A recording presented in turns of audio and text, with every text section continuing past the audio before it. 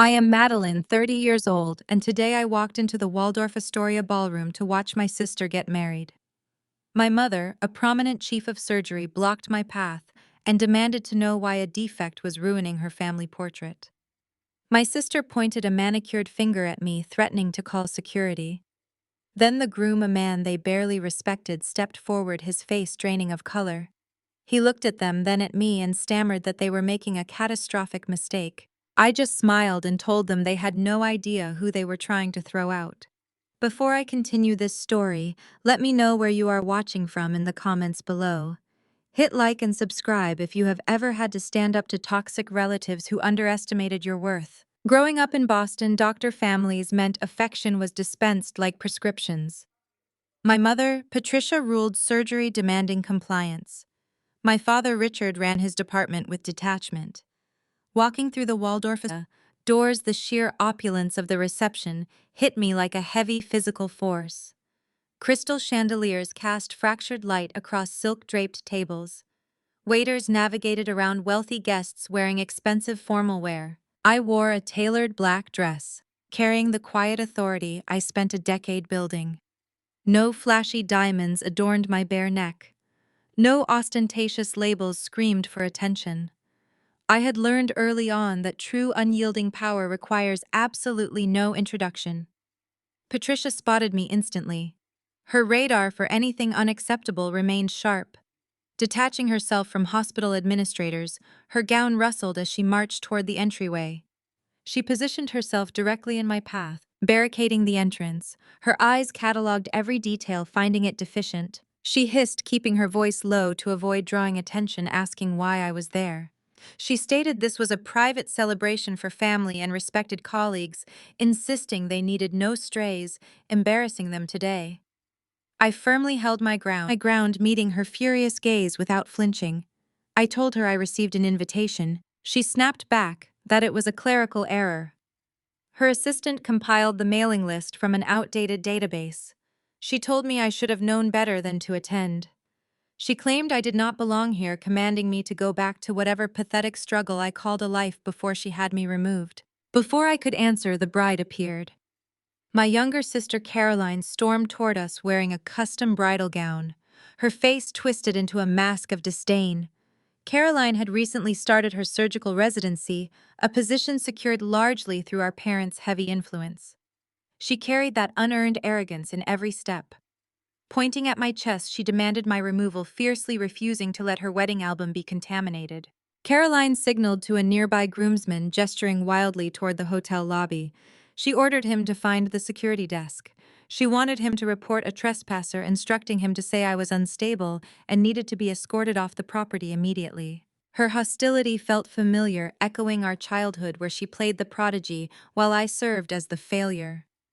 Stepping closer, she tried to physically intimidate me into retreating. I remained perfectly still.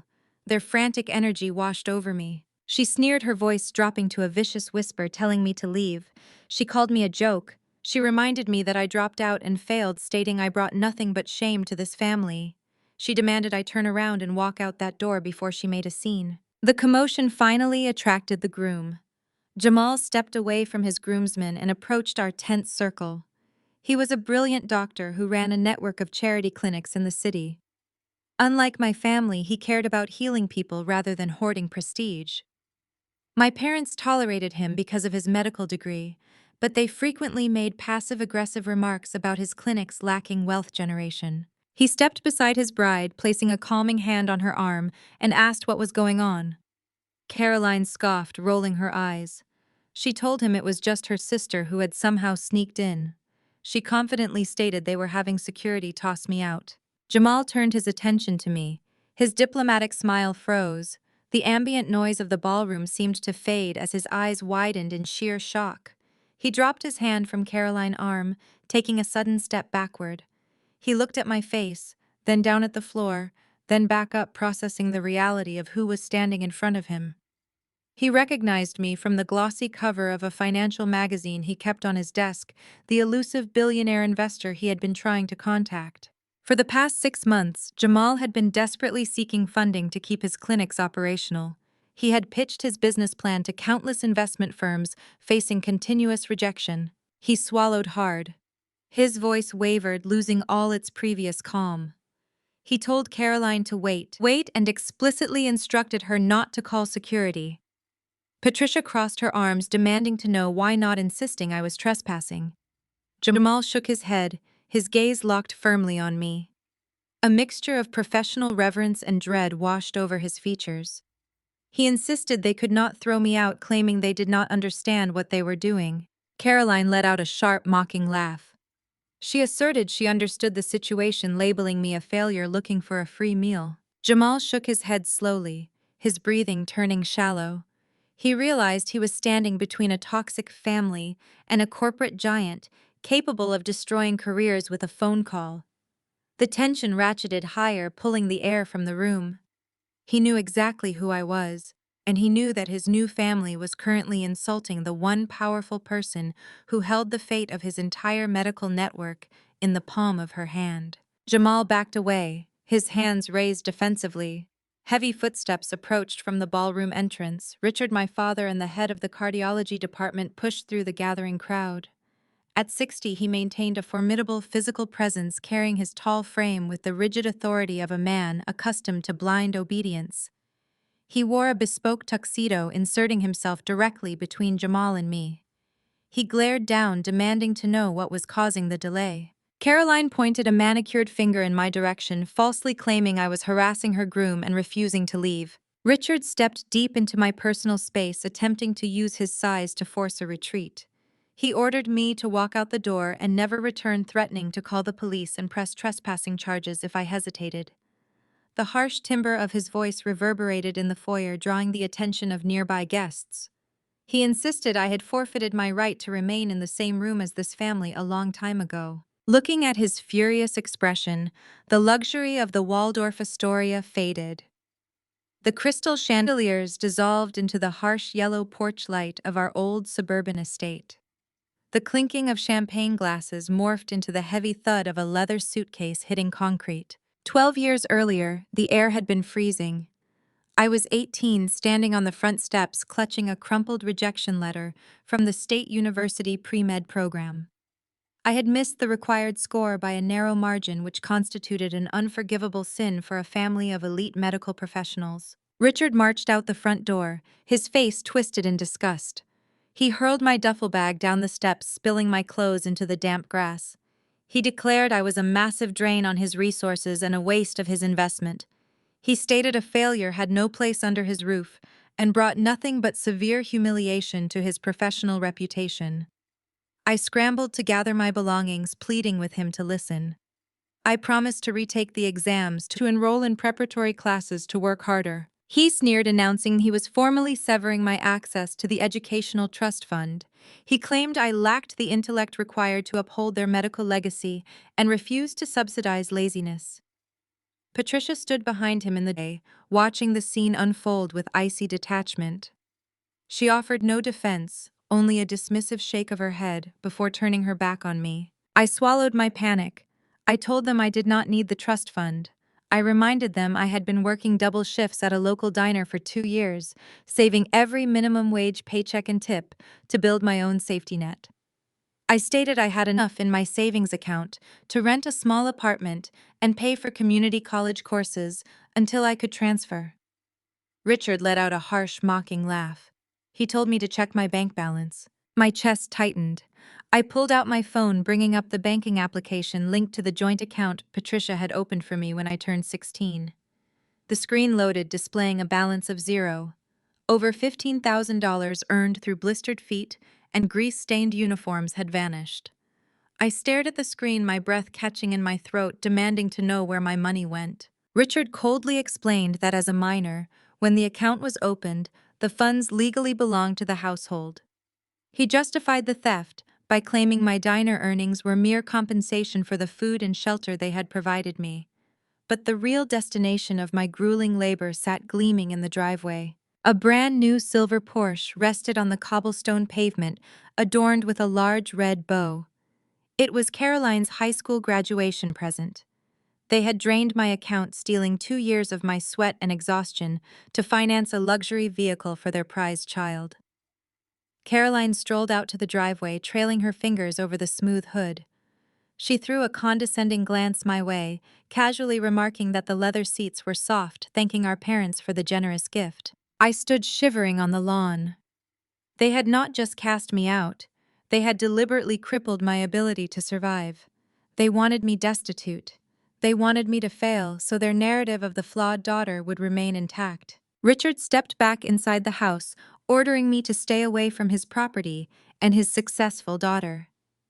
The heavy oak door slammed shut, the deadbolt clicking into place.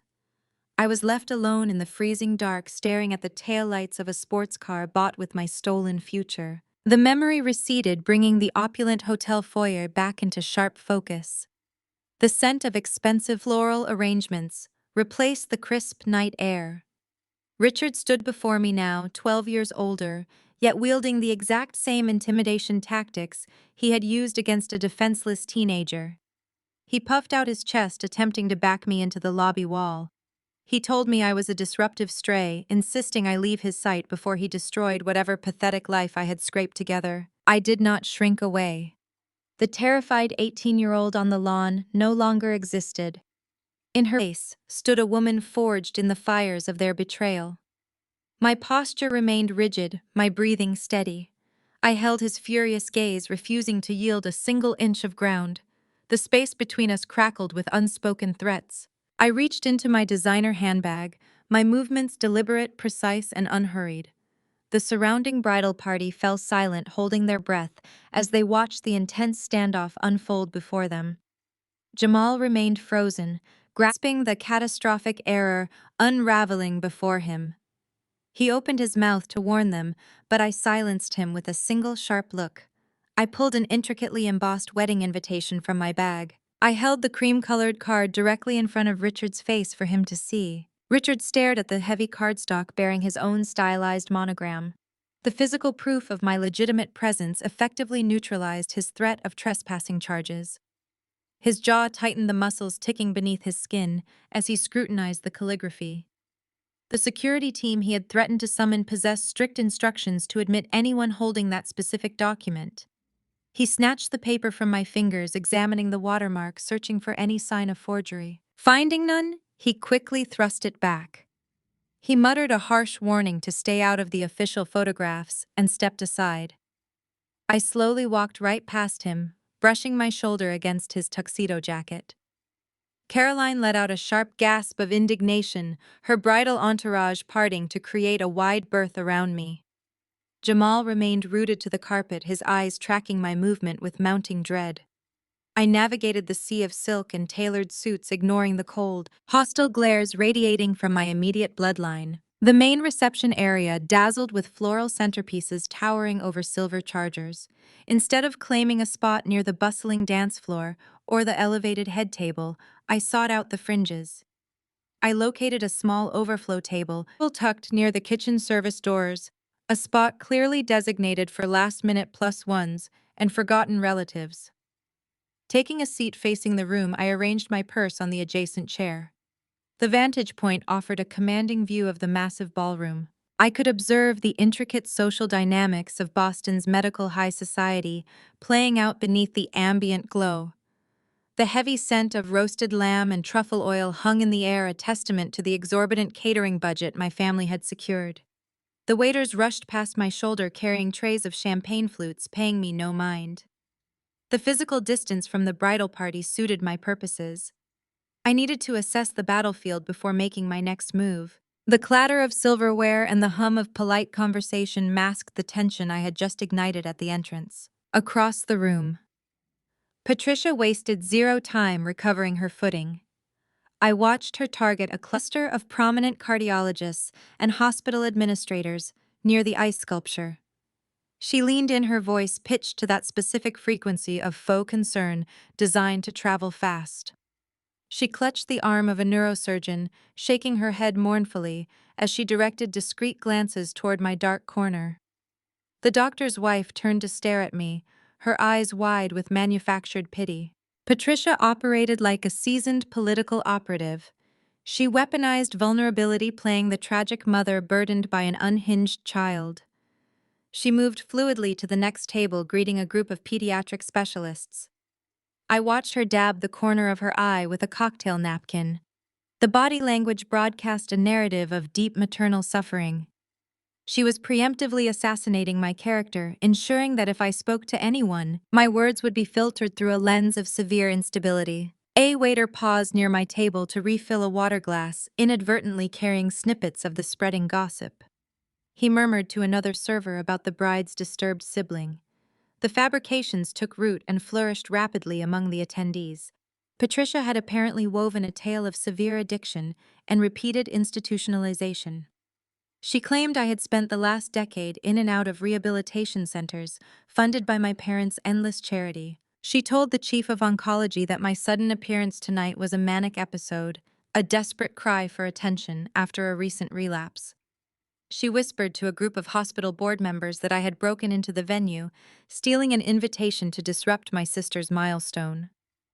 These calculated lies were designed to strip away my credibility before I even had a chance to defend myself. The narrative portrayed her and Richard as long-suffering martyrs who had exhausted every resource trying to save a lost cause.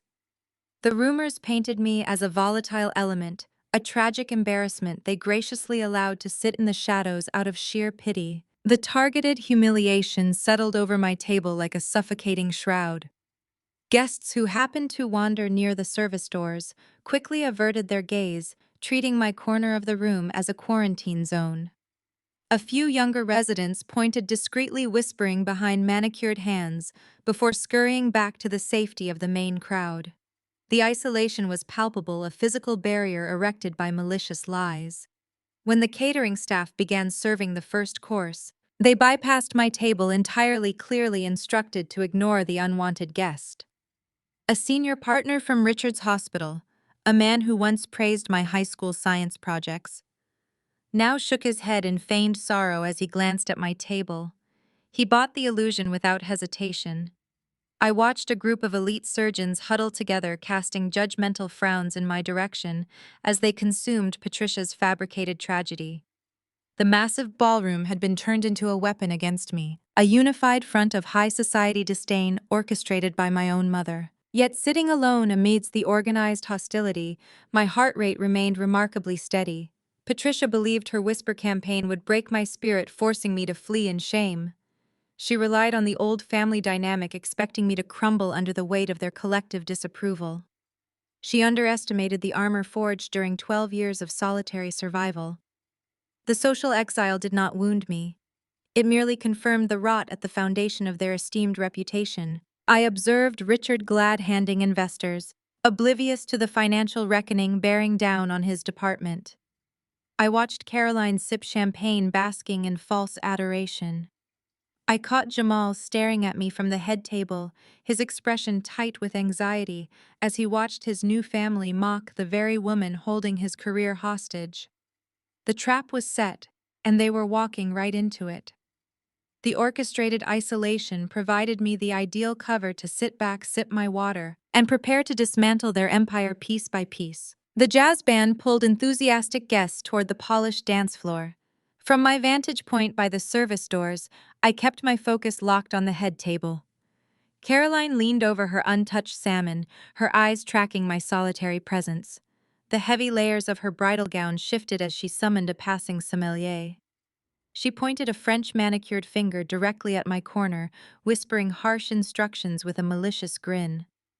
Her bridesmaids giggled behind their cloth napkins, eagerly anticipating a spectacle. Jamal sat beside his new wife, rubbing his temples, trapped in a slow-motion disaster he could not halt. A young waiter in a crisp white jacket approached my table. He carried a silver tray bearing a black leather billfold. His posture screamed discomfort. He shifted his weight nervously from side to side before placing the leather folder next to my water glass. He cleared his throat deliberately, avoiding direct eye contact. He relayed the bride's message, stating that Caroline requested I cover the cost of the premium vintage wine service for the VIP tables. He repeated her exact words, classifying the charge as a visual tax for ruining the aesthetic of her lavish reception. The sheer audacity of the demand felt consistent with Caroline's character. She expected me to balk, to cry, or to flee the venue in financial terror. I flipped the leather cover open. The itemized receipt listed rare Bordeaux and exclusive champagne flights. The bold total sat at the bottom of the page, demanding $8,000. A few guests at a nearby table paused their conversations, turning to watch my reaction. They waited for the tragic, destitute sister to break down over a tab she could never afford. I reached into my clutch and bypassed my standard debit cards. My fingers brushed the cool, dense metal of my corporate account card. The solid titanium rectangle carried no spending limit and bore the insignia of elite invitation-only banking. I withdrew the sleek black card and placed it onto the silver tray. The heavy metal produced a sharp, distinct clink against the polished surface. The young waiter stared at the card, unfamiliar with its minimalist design. He hesitated, unsure how to process a payment method lacking standard bank logos. Before he could voice his confusion, a hand reached out and intercepted the tray. The hotel's general manager, a man who had spent the evening catering exclusively to the high society donors in the center of the room, stood beside my table. His sharp gaze had caught the distinctive gleam of the titanium card from across the aisle. The manager dismissed the young waiter with a curt nod. He picked up the black card, his demeanor shifting instantly. The practiced arrogance reserved for overflow guests vanished, replaced by an obsequious deference usually reserved for visiting dignitaries. He understood exactly what that specific piece of metal represented. It signified liquid capital, institutional power, and a caliber of wealth that dwarfed the combined salaries of every medical professional in the ballroom. The card required intense financial vetting, issued only to corporate titans maneuvering massive portfolios. He leaned down, pitching his voice to a tone of utmost respect. He addressed me by my surname, asking if I required a different seating arrangement. He offered to move me to a private alcove, suggested a dedicated service captain for my table, and asked if he could arrange for an exclusive tasting menu prepared personally by the executive chef. He treated the $8,000 charge as a triviality, assuring me the transaction would be expedited without delay. I declined the seating upgrade, preferring my strategic vantage point near the exits. I instructed him to process the payment and bring me a glass of whatever vintage Caroline had so generously demanded I purchase. The manager bowed deeply, promising the finest bottle from the cellar would arrive at my table immediately. He retreated toward the kitchen with hurried, anxious steps, leaving a ripple of confusion in his wake. Across the ballroom, Patricia tracked the entire exchange. She had stationed herself near the towering cake display, a glass of Prosecco tight in her grip. She anticipated a humiliating scene. She expected the manager to drag me out by the arm for failing to pay the exorbitant tab. Instead, she witnessed the most powerful hospitality executive in the building bowing to her estranged daughter. The victory smirk faltered on Patricia's face. She set her Prosecco down on a passing tray, her brows pulling together in a tight, calculating frown.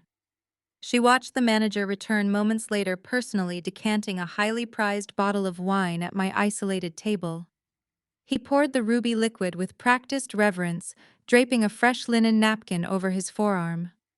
He left the entire bottle alongside a plate of specialized hors d'oeuvres that had not been served to the general reception. Patricia's constructed narrative of my pathetic existence encountered its first major structural flaw. Institutionalized addicts living on the streets did not wield banking instruments that commanded such blatant servitude from luxury hotel management. Penniless dropouts did not drop $8,000 on a whim without breaking a sweat. Her whisper campaign relied on my supposed poverty, and the visual evidence before her directly contradicted that foundational lie. The cognitive dissonance warring in her mind manifested as a visible tremor in her hands. She knew the elite standards of the Waldorf Astoria staff. The manager's groveling behavior indicated a level of influence she could not comprehend. I lifted the crystal wine glass, catching the ballroom light. I met my mother's gaze across the crowded room and raised the glass in a silent, mocking toast. Patricia visibly swallowed hard.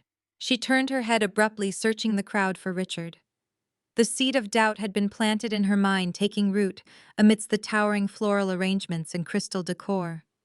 Her fragile foundation of lies began to fracture under the pressure. A shadow fell across my table, shielding my eyes from the harsh glare of the overhead chandeliers. I looked up, anticipating another hostile emissary dispatched by the bridal party.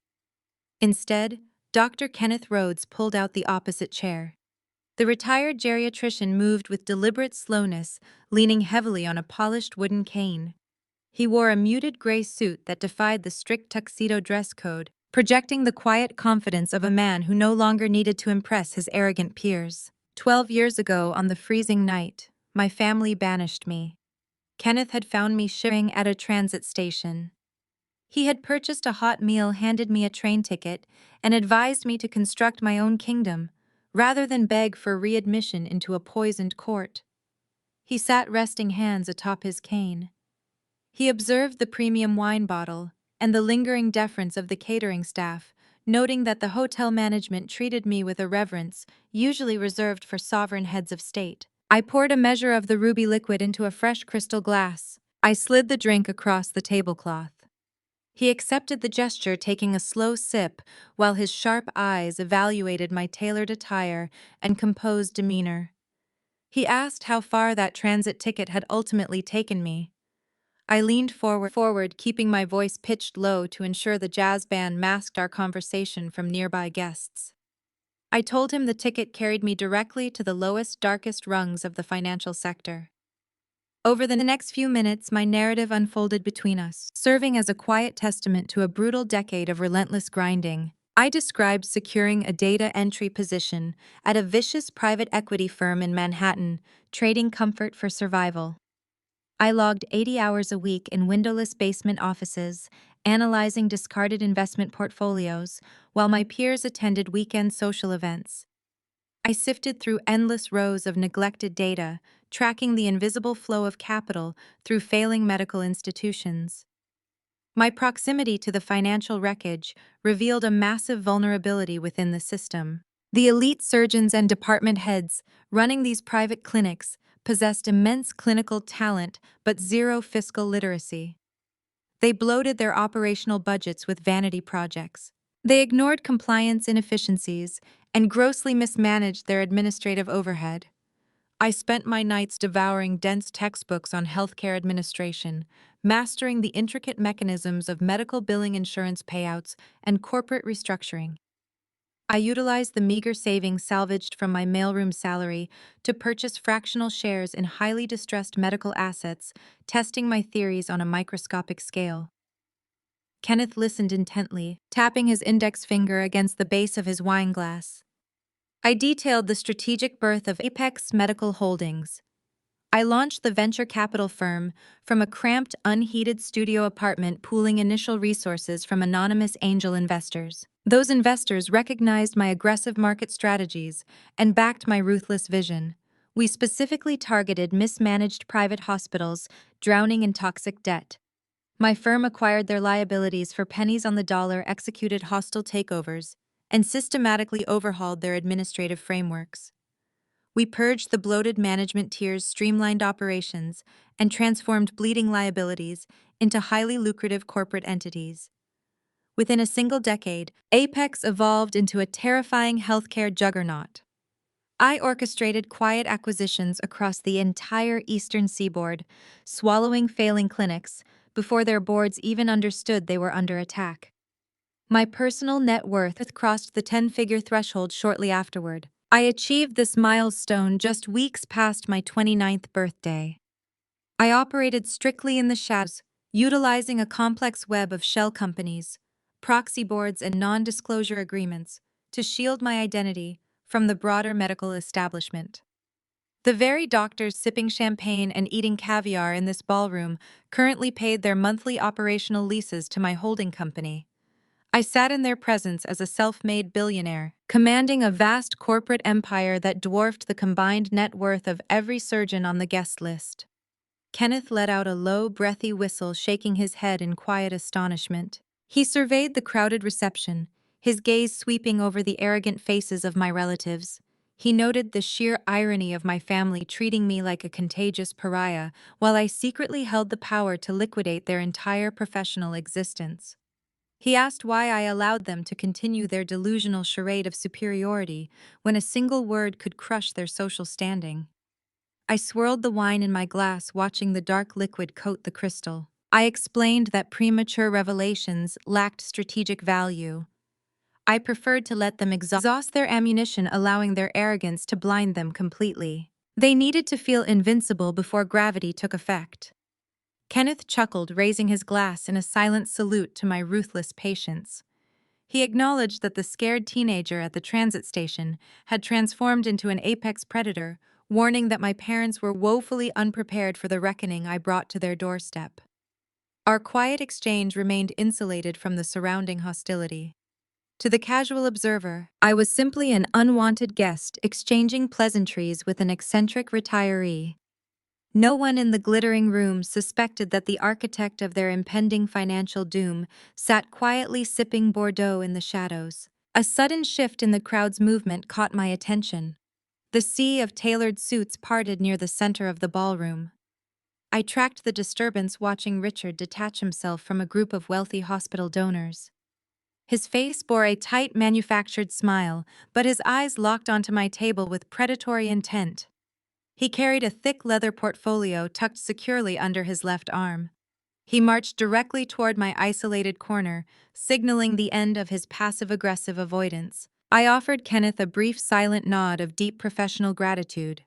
I leaned forward slowly and quietly advised the older doctor to immediately brace himself, stating that the opening skirmish of the hostile takeover was about to begin. Kenneth offered a brief nod and slowly pushed his chair back, navigating his cane through the dense crowd just as Richard arrived at my table. My father smoothed the lapels of his custom tuxedo, orchestrating his features into a mask of benevolent paternal concern. He scanned the surrounding tables to ensure the hospital administrators witnessed his supposed magnanimity before sliding into the seat Kenneth had just vacated. The heavy leather portfolio hit the tablecloth with a muted thud. He leaned across the table, pitching his voice to convey a counterfeit warmth. He admitted my physical presence in the ballroom surprised him. He confirmed the wedding invitation was a massive clerical error generated by an incompetent junior assistant who blindly pulled addresses from an outdated family registry. He claimed he intended to fire the assistant on Monday. However, since I was already occupying a seat at a catering table that cost $500 a plate, he decided to utilize the opportunity to handle a lingering family burden. I kept my expression entirely neutral, allowing him to drive his own narrative. I watched his hands unfasten the brass clasp of the leather folder. He withdrew a thick stack of legal documents printed on premium bonded paper, aligning the edges perfectly before sliding the packet toward my water glass. I explained the paperwork pertained to my maternal grandmother's estate. When she passed away 2 years ago, she left behind a complicated residual trust. Patricia and Richard had already liquidated the primary assets, converting the historic properties and stock portfolios into liquid cash to fund their lavish lifestyle and Caroline's wedding. A stubborn legal clause required the signature of all surviving blood descendants to release the final tier of the trust, a dormant account holding several $1 million. Richard adopted a patronizing tone, treating me like a slow-witted child. He stated the documents were a standard waiver of inheritance rights. He claimed the residual trust carried massive tax liabilities that would instantly bankrupt someone in my assumed financial bracket. He framed his demand as a rescue mission, insisting he was protecting me from predatory federal auditors. In exchange for my immediate signature, he offered a one-time cashier's check for $10,000. He slid a silver fountain pen across the linen tablecloth, tapping the signature line with a manicured fingernail. He ordered me to sign the bottom page, take the meager payout, and exit the hotel quietly through the service elevators before the cake-cutting ceremony began. I pulled the documents closer, ignoring the silver pen. I scanned the dense legal jargon, my eyes catching the glaring inaccuracies woven into the boilerplate text. The sheer arrogance radiating from the paperwork was staggering. The family attorneys had drafted the waiver based entirely on obsolete assumptions. They listed my occupation as unemployed. They estimated my total net worth below the poverty line. They filed the motion under the presumption that I possessed zero legal counsel and zero financial literacy. Their greed had completely blinded them to basic due diligence. A simple background check or a routine asset search would have triggered massive red flags. A competent corporate investigator would have traced my holding company, uncovered the numerous shell corporations, and realized the target they were attempting to defraud currently dominated the Eastern healthcare market. Instead, Richard and Patricia relied on their decade-old narrative of my failure. They believed their own whisper campaigns. They operated under the delusion that I was desperate enough to trade a multi-million-dollar birthright for a few $1,000s in hush money. I flipped to the second page, tracking the specific asset routing instructions. The funds from my grandmother's trust were slated to be transferred directly into the primary operational account of Richard's hospital department. They were using my inheritance to plug a massive financial hole in their own failing institution. The realization sharpened my focus. The puzzle pieces clicked into a flawless, lethal configuration. The hostile corporate takeover I had orchestrated earlier in the week was about to collide violently with their attempted embezzlement scheme. I pushed the documents back across the table, aligning them squarely in front of his chest. I informed him the offer was severely flawed. I pointed out three distinct violations of federal tax code embedded in paragraph 4, noting that his legal team had attempted an illegal asset diversion that carried mandatory prison sentences. Richard stiffened, his counterfeit paternal warmth instantly evaporating. The color drained from his face as my rapid-fire legal analysis disrupted his carefully planned ambush. He demanded to know where I had learned to interpret complex trust legislation, slamming his hand flat against the table. He leaned closer, dropping the supportive father act entirely, and threatened to tie me up in endless litigation until I starved in the streets. I insisted I had zero leverage and demanded immediate compliance. I maintained my posture untouched by his escalating rage. I told him he misunderstood the fundamental dynamic of our negotiation. I stated I was not rejecting the $10,000 settlement because I wanted a larger share of the inheritance. I rejected the offer because his hospital operational account was currently undergoing a massive structural freeze. I advised him to keep the pen, warning that he would need it to draft his resignation letter before the end of the fiscal quarter. His eyes widened, searching my face for any sign of a bluff. The raw confidence radiating from my response paralyzed him.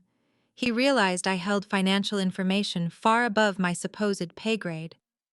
He opened his mouth to launch another threat, but a sudden disturbance behind him shattered his concentration. The steady rhythm of the jazz band clashed with the heavy, purposeful strides of someone approaching our isolated corner. A shadow fell across the crisp white tablecloth, interrupting our escalating hostility. The impending arrival forced Richard to swallow his fury and hastily shove the rejected legal documents back into his leather portfolio. He masked his panic with a tight scowl, unwilling to expose his extortion attempt to unexpected witnesses. The battle lines were drawn, and my family remained entirely oblivious to the incoming corporate destruction. Richard snapped the leather portfolio shut just as Jamal reached the edge of the tablecloth. My father forced a rigid smile, masking his extortion attempt beneath a veneer of polite hostility. He offered the groom a stiff nod, muttered a warning for me to remember my place, and hastily retreated toward the hospital board members gathered near the ice sculpture. His rapid departure left a charged vacuum in the corner of the ballroom. Jamal stood in the space Richard had vacated. He wore a tailored tuxedo that fit his broad shoulders well, yet he carried himself with the exhausted posture of a man bearing too many burdens. Sweat beaded along his hairline. He glanced over his shoulder toward the center of the room. Caroline held court among her bridesmaids, her eyes darting constantly toward our isolated table. Her glare conveyed clear instructions for Jamal to handle the unwanted guest. He turned his attention back to me, gripping the back of the empty chair with white knuckles. I did not immediately sit down. He evaluated my face, matching my features against the corporate profiles he had meticulously studied for the past half-year. Jamal operated a sprawling network of community clinics spread across the most marginalized districts of the city. His facilities delivered critical care to underserved populations, operating on razor-thin margins. While my family chased lucrative cosmetic procedures and high society donors, Jamal fought to keep the lights on in emergency waiting rooms. His clinics bled capital daily. He needed a massive influx of operational funding to prevent a total collapse of his network. For 6 grueling months, Jamal had relentlessly pursued a financial lifeline from Apex Medical Holdings. He submitted dozens of restructuring proposals, financial audits, and expansion models to my acquisitions department. My analysts flagged his network as a high-risk, high-reward venture. I had personally reviewed his files just 3 weeks prior. His clinical outcomes were stellar, but his administrative overhead required brutal optimization. We had scheduled a final funding review for the upcoming Tuesday. He knew the name of the CEO holding his professional fate. He knew the face from the rare industry publications that managed to capture my image. Now that same face belonged to the sister-in-law his bride had just publicly humiliated. Jamal swallowed hard, his Adam's apple bobbing above his silk bow tie. He kept his voice pitched low, ensuring the jazz band masked his words from the wandering waitstaff. He asked if I was the architect behind the Apex acquisitions. He recited the specific dates of his funding proposals, detailing the exact figures he had requested from my board. He laid out the proprietary financial metrics he had submitted to my private email server, offering the data as a desperate test to verify my identity. I remained seated, resting my hands lightly on the linen tablecloth. I confirmed his clinic's quarterly deficit, down to the final decimal point. I cited the specific administrative flaws my team had highlighted in his latest pitch deck. I noted the precise amount of capital required to salvage his operations. The verification hit him with the force of a physical blow. His knees buckled slightly, forcing him to grip the chair tighter for support. The realization fractured his composure. He stood caught in a brutal intersection of loyalties. On one side, his new bride and her elite medical family demanded my immediate expulsion. On the other side, the salvation of his entire life's work rested entirely on my goodwill. He looked back toward Caroline.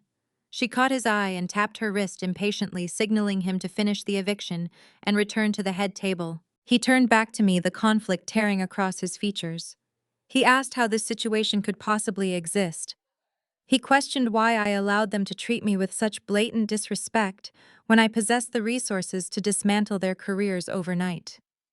He struggled to reconcile the immense corporate power I wielded with the pathetic narrative my family had constructed. I instructed him to pull out the chair and sit down before his trembling legs gave out entirely. He collapsed into the seat, dragging a hand across his jaw. The sheer magnitude of his impending crisis settled heavily upon his shoulders.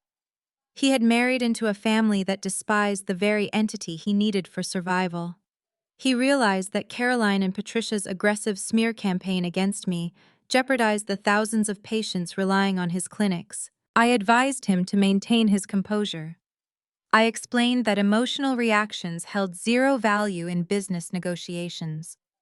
I outlined the strict firewall I maintained between my corporate empire and my biological ties. I told him his funding request would be evaluated solely on the merits of his restructuring plan, unaffected by the childish antics of his new relatives. My reassurance did little to ease his panic. He understood the vindictive nature of my parents. He knew that if they discovered my true identity, they would attempt to weaponize his clinics to extract leverage. He recognized that my father would eagerly trade the community health centers for a seat on the Apex board. He leaned closer, his voice strained with urgency. He warned me about Patricia's current activities. He detailed the vicious rumors she continued to spread among the hospital executives gathered near the dance floor. He explained that Caroline planned to escalate the situation, gathering her fellow surgical residents to stage a public confrontation. They intended to corner me, mock my supposed poverty, and force a dramatic exit before the official wedding photographer began the table portraits. Jamal pleaded with me to intervene. He asked me to reveal my status and silence them before Caroline inflicted irreversible damage. He wanted to halt the incoming disaster, desperate to shield his bride from the consequences of her own arrogance. He believed a swift revelation would protect his marriage and secure his funding in one clean motion. I declined his request. I stated that disrupting their performance now would only yield a temporary retreat. I needed them to fully commit to their hostile tactics.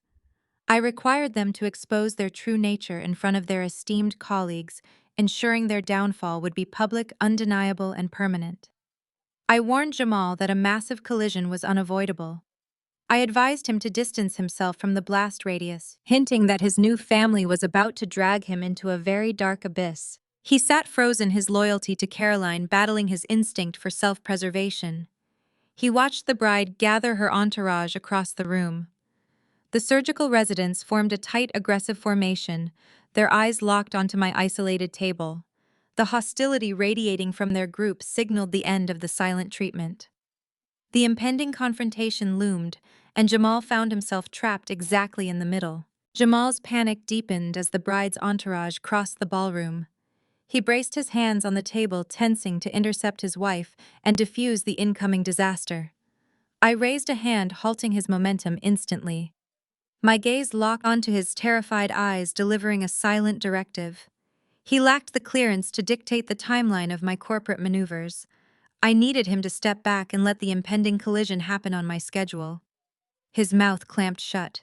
He recognized the cold calculation in my posture, the same ruthless strategy my financial analysts praised during board meetings. The sheer irony hung heavy in the humid air of the reception hall. A prominent clinic owner sat trembling before me, treating me as an untouchable industry titan, while a pack of arrogant medical residents marched across the ballroom, treating me like a contagious disease. Caroline led the charge with predatory intent. Her heavy bridal gown swept across the polished floor, dragging a custom train like a cape.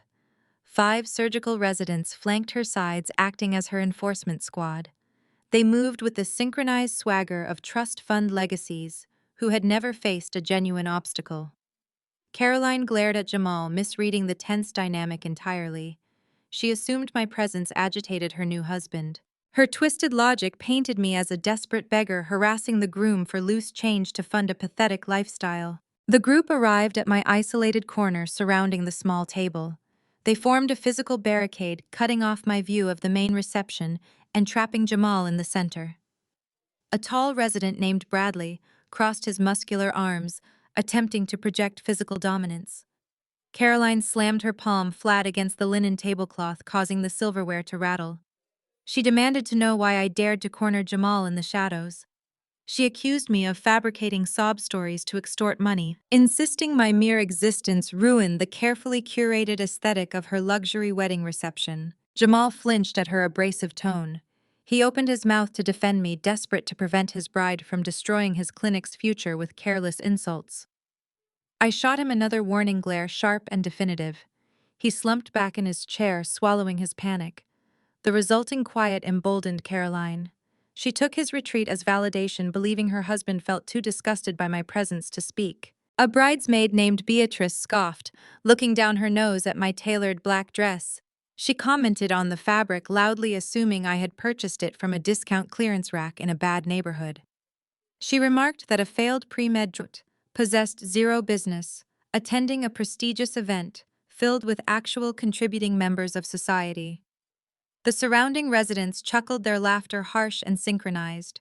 They operated as an echo chamber for Caroline's elitism, amplifying her cruelty to secure their own social standing within the hospital hierarchy. I remained seated, resting my hands lightly near my wine glass. The lack of a reaction frustrated the bride. She leaned closer, her voice rising above the ambient jazz music drifting from the stage. She ordered Jamal to stand up and move away from the overflow table immediately.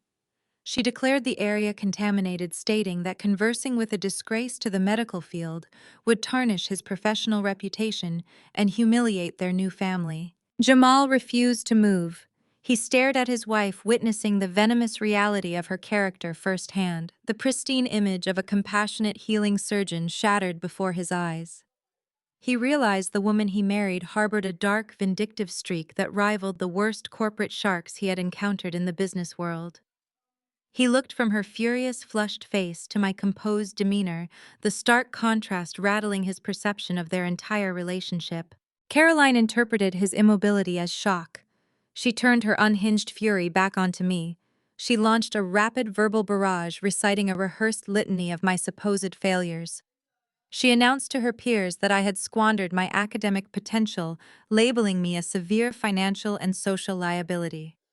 She claimed our parents spent decades trying to rehabilitate a lost cause, pouring endless resources into a bottomless pit of incompetence. The residents nodded in solemn agreement, swallowing the fabricated narrative without a single critical thought. I observed their smug expressions with clinical detachment. These young doctors diagnosed complex diseases daily, yet failed to recognize the blatant symptoms of a hostile trap closing around them. They stood in my presence boasting about their prestigious hospital residencies, entirely unaware that the institution employing them depended on my capital to process their monthly paychecks. The dramatic irony reached a fever pitch. Caroline gloated about her upcoming surgical fellowship, mocking my lack of a medical license. She insisted a successful career meant saving lives, assuming I spent my days flipping burgers or stocking shelves for minimum wage. Jamal gripped his knees, his breathing ragged and uneven. He knew the terrifying truth.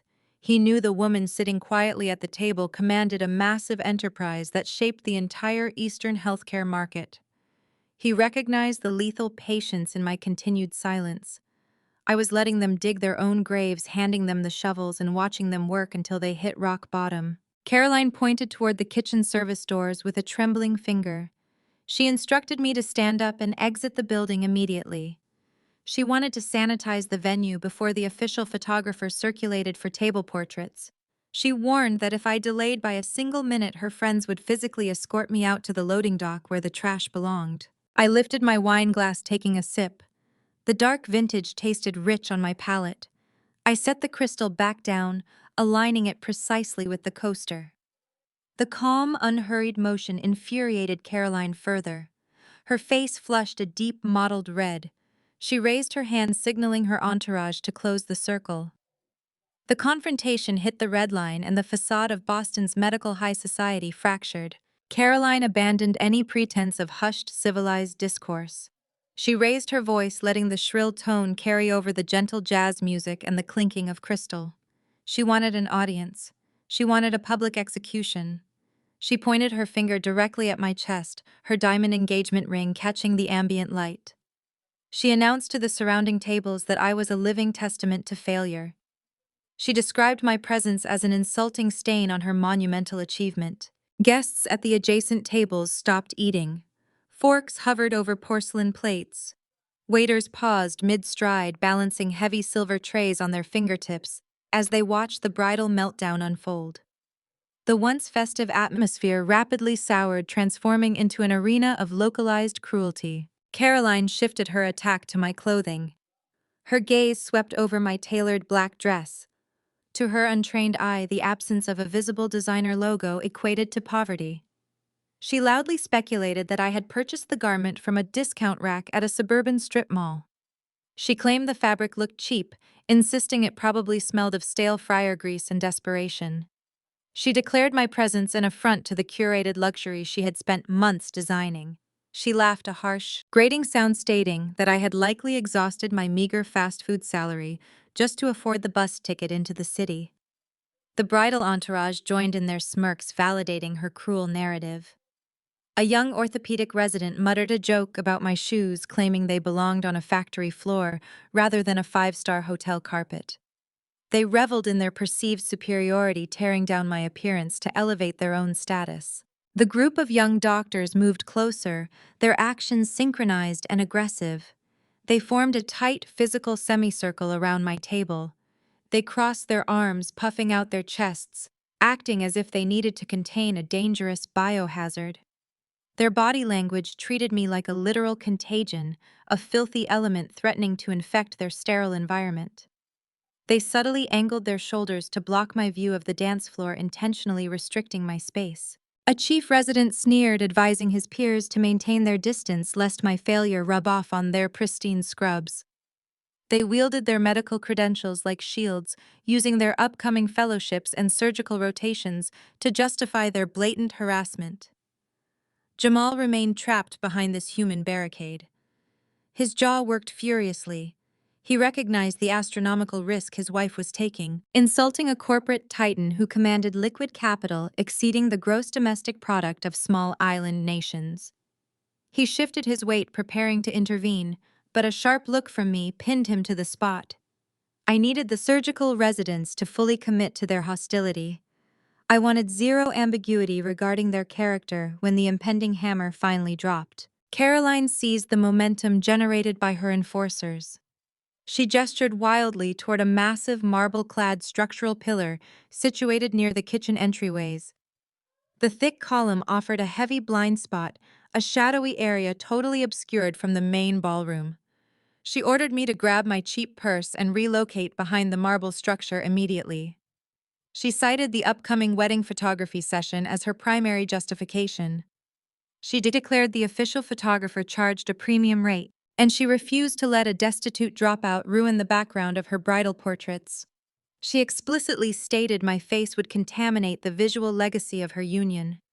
She wanted me hidden, erased from the visual record, forced to consume my meal in the dark, while the true family celebrated in the light.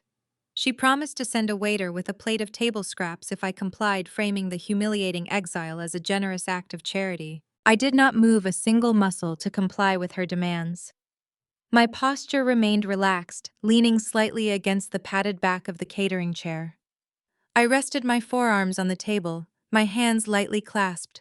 I observed the frantic, unhinged energy radiating from my sister. She was panting slightly, her cheeks flushed a mottled crimson under her heavy bridal makeup. The veins in her neck stood out in sharp relief. Her frantic elitism clashed violently with my unwavering stillness. The juxtaposition was stark. A bride throwing a hysterical tantrum in a luxury ballroom, desperate to assert dominance over a woman calmly sipping premium vintage wine.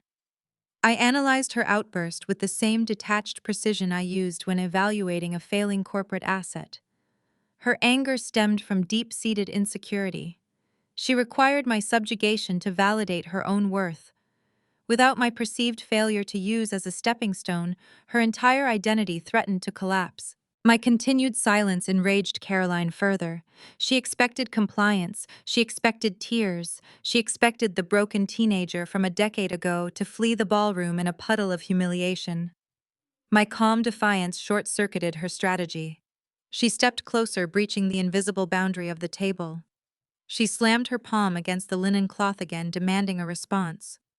The resident doctors tightened their circle, their expressions shifting from smug amusement to genuine annoyance at my refusal to submit. A groomsman cracked his knuckles, attempting to project intimidation. They functioned under the delusion that their medical degrees granted them supreme authority over every space they occupied. I met Caroline's furious glare. I kept my breathing slow and measured, ensuring my heart rate stayed low. I noted the bead of sweat tracing a line down Jamal's temple. The groom looked physically ill, caught in the terrifying reality of witnessing his new wife antagonize his only financial savior. I took another slow, deliberate sip from my crystal glass, savoring the complex notes of the Bordeaux. I set the glass down, ensuring the base aligned flawlessly with the edge of the coaster. The meticulous, unbothered motion sent another shockwave of fury through the bridal party. Their intimidation tactics shattered against my composure. They wanted a fight. They wanted a chaotic struggle to justify calling hotel security. My stillness denied them that satisfaction. I remained anchored to my seat, a quiet storm gathering strength, letting them burn through their remaining dignity before I initiated the final devastating corporate strike. The stalemate broke when Patricia materialized through the crowd. She had watched from the dessert station, observing Caroline, failing to break my resolve. My mother possessed zero tolerance for public stalemates. She pushed her way past the physical barrier of young doctors, her silk gown rustling against their scrubs and suits. She carried a sleek leather checkbook in her right hand, her knuckles white with barely contained fury. The residents parted instantly, deferring to the chief of surgery. Patricia positioned herself directly opposite my chair, her towering posture designed to cast a long, intimidating shadow over my table. She did not yell. She used the icy, measured tone of a seasoned surgeon delivering a fatal diagnosis. She opened the leather binder, retrieved a gold-plated pen, and began writing with sharp, aggressive strokes. She announced to the surrounding crowd that she was ending this pathetic display immediately. She claimed my presence was a desperate cry for financial assistance, an attempt to extort the family on Caroline's special day. Patricia tore the paper from the booklet. She slapped the check onto the linen tablecloth right next to my crystal wine glass. The crisp paper bore a value of $1,000. She ordered me to take the charity and leave the premises.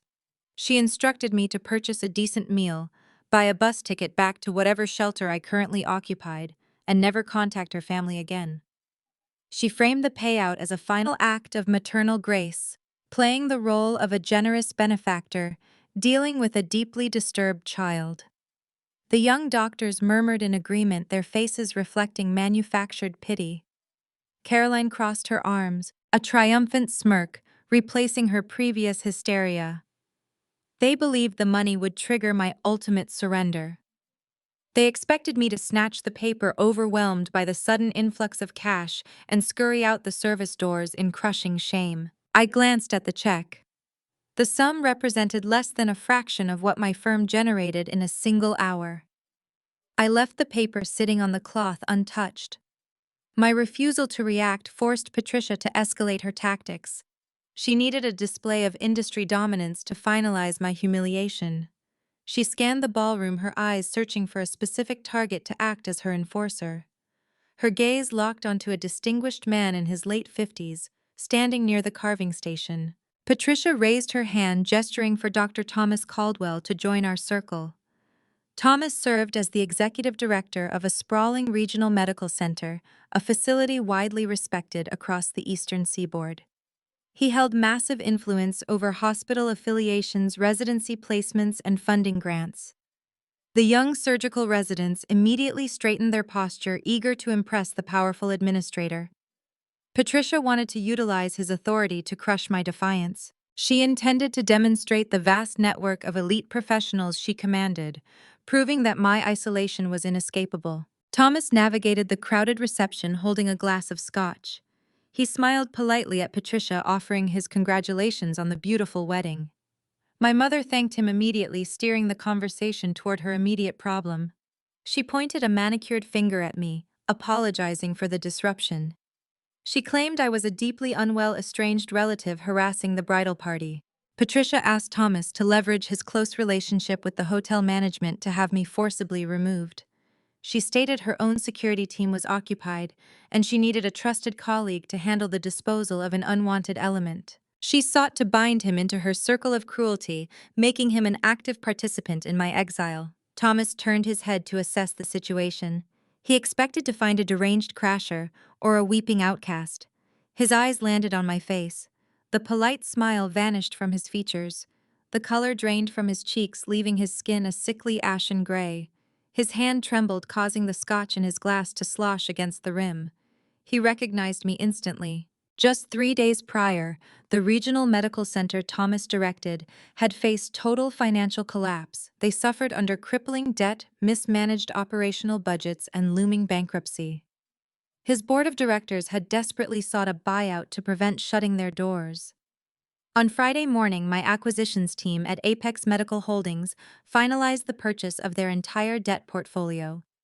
We executed a seamless corporate takeover, absorbing his hospital into our vast network. I personally signed the acquisition documents. I was now the sole owner of his facility. I dictated his operational budget. I controlled his pension. I held the power to terminate his employment with a single phone call. Thomas understood this reality with terrifying clarity. He stared at the woman his colleague had just called a disturbed, impoverished stray. He saw the CEO of the conglomerate that now owned his professional existence. His breathing turned shallow. He looked from Patricia to Caroline, then down at the $1,000 check resting on the table. The sheer absurdity of the scene paralyzed him. A hospital department head was attempting to bribe and evict the apex predator of the healthcare industry. Patricia misinterpreted his frozen silence. She assumed my presence disgusted him. She urged him to call security, insisting my ragged appearance and volatile nature posed a threat to the respectable guests.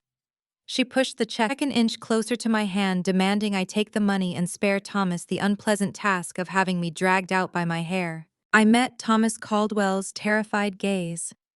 I offered him a slow, deliberate blink, acknowledging his recognition, while enforcing my silent command. I required him to witness the unhinged hostility of his former peers. He stood rigid, trapped in a waking nightmare. He dared not speak. He dared not move. He knew any action he took against me would end his career instantly. Patricia continued to issue demands, unaware that the powerful enforcer she had summoned was currently praying I would spare his livelihood when the impending slaughter commenced. The tension stretched heavy and lethal, setting the stage for the final structural collapse of their arrogant facade. The silence stretched taut across the overflow table. Patricia stood rigid, anticipating swift compliance. Thomas remained frozen, a hostage to his own financial reality. I shifted my focus from the terrified hospital director to the crisp piece of paper resting on the linen cloth. I reached forward. My fingers pinched the edges of the check. The paper felt thick, bearing the seal of a joint account funded by decades of systemic extortion. I lifted the bribe. Patricia relaxed her shoulders a fraction, her posture signaling premature victory. She believed her wealth had finally secured my submission. I brought my hands together and tore the check precisely down the middle. The ripping sound sliced through the ambient noise of the ballroom, loud and definitive. I stacked the halves and tore them again. The destruction was methodical and unhurried, communicating my utter disdain for her pathetic currency. I dropped the shredded pieces onto the tablecloth. They landed beside the crystal wine coaster like discarded debris. Patricia stared at the torn paper. Her jaw slackened. The calculated mask of the long-suffering matriarch fractured into pieces. The physical obliteration of her financial offering neutralized her primary weapon. She relied on money to command obedience from subordinates. My rejection severed that mechanism of control. Her chest heaved. The composure she maintained through countless high-stakes surgeries evaporated entirely. She opened her mouth to speak, but her vocal cords failed to produce sound. The surgical residents surrounding my table shifted uneasily, glancing at their chief, waiting for a cue. Thomas took a slow, deliberate step backward. He distanced himself from Patricia, using the physical retreat to signal his non-compliance. He refused to participate in my public execution. His retreat struck a massive blow to Patricia's formidable authority. She turned her head, shooting him a look of venomous confusion. He kept his eyes averted, melting back into the crowd of spectators. He chose professional survival over elite social allegiance. Caroline witnessed the breakdown of her mother's strategy. She saw the powerful hospital director flee the confrontation. The bride's face contorted into a snarl of unadulterated rage. Her curated reception was spiraling into chaos. The target of her harassment remained untouched and defiant. The residents flanking her exchanged nervous looks, sensing the volatile shift in the atmosphere. They lacked the courage to intervene in a familial dispute. Caroline determined to reclaim her dominance through physical force. She lunged toward the table. Her hand shot out, wrapping tightly around the stem of the Bordeaux glass the hotel manager had delivered. The dark ruby liquid sloshed against the crystal rim. Her knuckles turned white from the force of her grip. She lifted the heavy glass, her elbow pulling back in a sharp winding motion. Her eyes locked onto my face, broadcasting her malicious intent. She aimed directly for my eyes, intending to blind me with the vintage wine and ruin my tailored attire. The assault was designed to humiliate me physically, forcing a chaotic retreat from the venue. I kept my gaze fixed on her furious face, analyzing the trajectory of the impending strike. Jamal tracked his bride's hostile movement. He stood paralyzed for a fraction of a second, his brain processing the catastrophic error she was about to commit. Caroline was preparing to throw a glass of wine into the face of the venture capitalist who held the fate of his community clinics. An assault on the CEO of Apex Medical Holdings would instantly terminate any chance of operational funding. His clinics would face bankruptcy by the end of the month. Thousands of patients would lose access to critical care. He moved with explosive speed. Jamal shoved past the barricade of stunned doctors. His dress shoes scrambled against the polished hardwood floor, fighting for traction. He closed the gap between the head table and my isolated corner in 3 long strides. Caroline drove her arm forward, channeling her frantic elitism into the throw. Jamal extended his arm, diving across the narrow space separating them. His hand clamped down hard around Caroline's wrist, just as the glass reached the peak of its arc. The sudden interception disrupted her momentum. Caroline shrieked in surprise, her body jerking backward against his powerful grip. The physical collision altered the trajectory of the glass. Her fingers spasmed, releasing the fragile crystal stem. The heavy glass tipped downward. A torrent of deep crimson wine erupted from the rim, table entirely. Gravity and the abrupt change in motion sent the wine splashing backward. The dark vintage rained down directly onto Caroline's custom bridal gown. The heavy silk absorbed the liquid instantly. Massive, jagged stains spread across the pristine white bodice, bleeding downward into the intricate lace detailing of the skirt. The glass slipped from her fingers and crashed onto the floor. Crystal shards exploded across the tiles, scattering in every direction. A collective gasp ripped through the massive ballroom. The jazz band abruptly ceased playing. A saxophone emitted a final discordant squeal before heavy silence reigned. Guests abandoned their meals, standing up from their chairs to witness the spectacle. The epicenter of Boston's medical elite devolved into a scene of chaotic destruction. Caroline stood paralyzed, staring down at her ruined dress. The crimson stains resembled fresh wounds spreading across surgical gauze. The visual impact was devastating. Her breathing hitched, transforming into ragged, shallow gasps. She raised her trembling hands, hovering them over the ruined silk, unable to process the destruction of her carefully designed aesthetic. The gown was irreparably damaged. Jamal released her wrist. He stepped back, his chest rising and falling heavily. He stared at his hand, then at the spreading stain on his wife's dress. He had successfully prevented the assault, shielding my firm's capital, but he had ignited a different kind of explosion. He stood beside the shattered glass, bracing for the inevitable fallout. Patricia let out a horrified shriek. She rushed to Caroline's side, batting away a groomsman who stepped too close.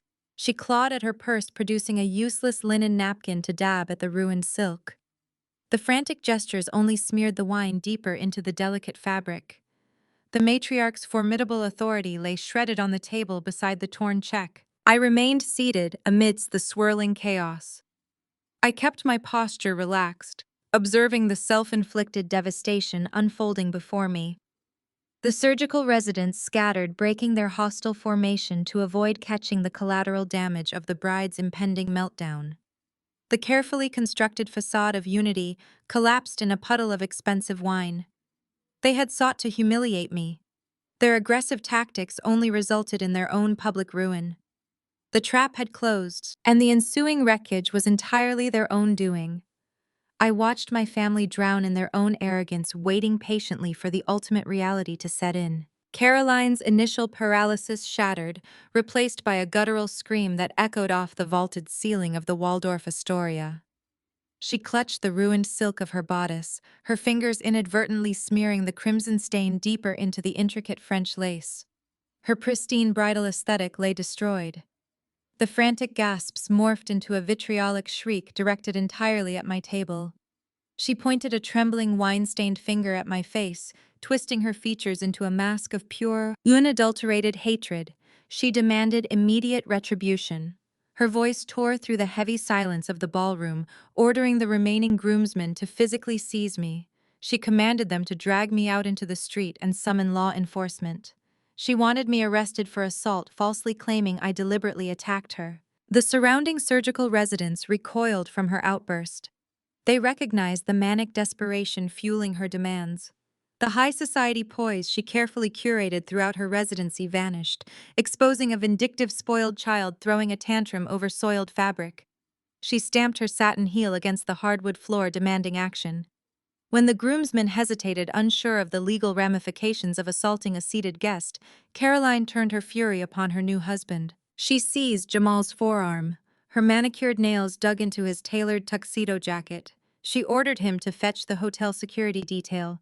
She required him to fulfill his role as her protector, insisting he neutralize the threat I supposedly posed to their union. Her demands carried zero traces of a request. They were sheer entitled commands. She expected him to blindly execute her vengeance, oblivious to the reality that he had just intercepted her own violent strike. Patricia rallied alongside her daughter. The matriarch recovered from her own shock regarding the shredded check and focused her remaining authority on the groom. She flanked Jamal on his left side, boxing him in. Patricia instructed him to stop wasting time. She insisted my presence posed a severe danger to the wedding guests.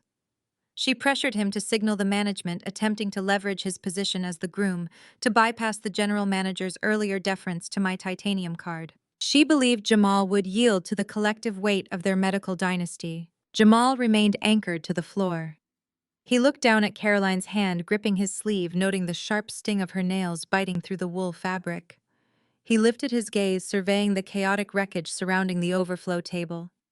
He observed Patricia's flushed, furious face, then tracked the frightened, disgusted expressions of the elite guests, watching the meltdown from afar. The polished veneer of Boston's medical royalty lay fractured at his feet. The prestigious family he thought he had joined revealed themselves as a cartel of ruthless manipulators. A harsh clarity washed over his features. He processed the staggering toxicity radiating from his bride. Caroline had just attempted to maim her own sister with a crystal goblet over a perceived slight. Now she demanded he participate in a fraudulent arrest, weaponizing the police to punish a silent observer. Jamal ran community clinics serving marginalized patients who faced genuine systemic violence daily. He spent his career fighting real injustices. Watching this privileged surgeon weaponize her tears over spilled wine disgusted him to his core. The illusion broke. The prestigious alliance he originally envisioned dissolved into a highly toxic trap. Marrying into this dynasty meant subjugating his own morals to their frantic elitism. It meant participating in their petty cruelties to maintain a superficial status. He realized that funding his clinics through their influence would require mortgaging his integrity. Caroline shook his arm, her voice rising an octave. She demanded to know why he stood there doing nothing. She insisted he prove his loyalty by removing the trash from their reception. Jamal peeled her fingers off his jacket, his movements deliberate and unyielding. The physical rejection shocked Caroline. She stumbled back a half step, her mouth falling open. He stepped past her, breaking the barricade of lingering residents.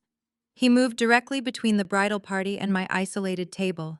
He turned his broad shoulders, presenting his back to me, while facing his furious bride and her mother. He established a human shield, blocking their line of sight and severing their offensive momentum. He spoke. His voice lacked the frantic pitch of Caroline's screams, rolling out in a steady, commanding baritone that carried easily across the silent room. He refused the order. Caroline blinked, unable to comprehend the defiance. She asked what he meant, her tone laced with dangerous disbelief. He repeated his refusal, amplifying the volume. He stated no one would summon security. He declared no arrests would happen tonight. He firmly rejected the role of their personal enforcer, refusing to participate in a fabricated assault claim. Patricia stepped forward, attempting to override his rebellion. She reminded him of his obligations to this family, hinting at the financial and professional backing they had promised his clinics. She utilized her status as the chief of surgery, expecting the young clinic owner to submit to her hierarchy. She warned him he was making a severe error in judgment. Jamal met the matriarch's glare without flinching. He addressed Patricia directly, dismantling her authority in front of her peers. He stated he possessed a clear view of the entire altercation. He confirmed that Caroline initiated the violence. He testified that the bride threw the glass, and he intercepted the strike to prevent severe bodily harm. He warned them that if the police arrived, he would provide a sworn statement detailing Caroline's unprovoked attack. The fracture solidified. The groom openly allied himself with the exiled daughter, betraying the powerful medical dynasty in front of their most esteemed colleagues. A shocked murmur rippled through the assembled guests. The elite doctors exchanged bewildered glances, witnessing the internal collapse of the surgical family. Caroline stared at Jamal, her chest heaving. The betrayal shattered her remaining composure. She demanded to know why he protected a worthless dropout over his own wife. She accused him of losing his mind, insisting I possessed nothing of value, calling me a parasite feeding off their reception. She pointed at my seated form, demanding Jamal look at the pathetic creature he was defending. Jamal did not turn around. He held his ground, functioning as an impenetrable wall between their frantic arrogance and my quiet observation. He gripped the edge of the linen tablecloth behind him, anchoring himself against the incoming storm. He recognized the catastrophic ignorance driving his bride's demands. He knew the devastating reality they were blinding themselves to. The clinic owner stood firm, preparing to shatter their delusions and forever reshape the entire power dynamic of the ballroom. Jamal squared his broad shoulders. He projected his voice, accessing a harsh command he usually reserved for unruly patients. He ordered Caroline to stop speaking. The sharp directive echoed across the vaulted ceiling. He pointed at the shattered crystal resting on the floor. He reprimanded his bride, calling her actions a massive disgrace to her profession. He stated that attempting to blind a guest over a spilled drink stripped away any claim she possessed to prestige. He condemned her violence, highlighting the vast contrast between her healing oath and her destructive tantrum. Caroline flinched. The vocal reprimand from her groom shocked her nervous system. She opened her mouth to launch a defense, but Jamal raised a hand, cutting off her protest. He shifted his focus to Patricia. He glared at the chief of surgery, ignoring her high society status. He condemned the matriarch for orchestrating a pathetic whisper campaign. He revealed her malicious tactics to the listeners. He described her moving from table to table, deliberately planting lies about mental instability. He gestured toward the torn check resting on the linen cloth.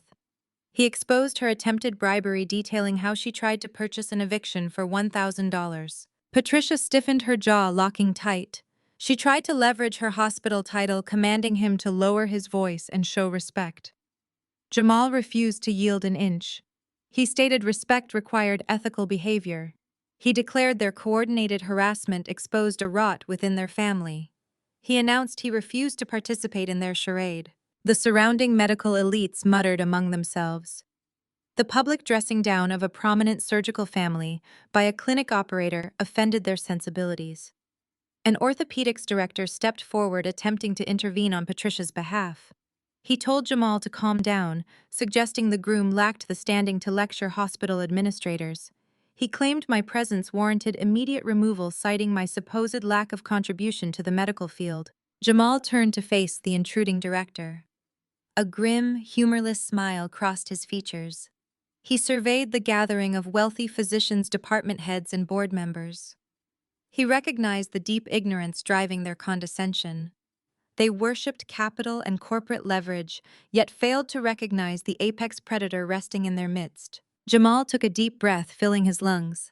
He gestured toward my table, directing the collective gaze of the ballroom toward my seated form. He ordered the room to listen closely.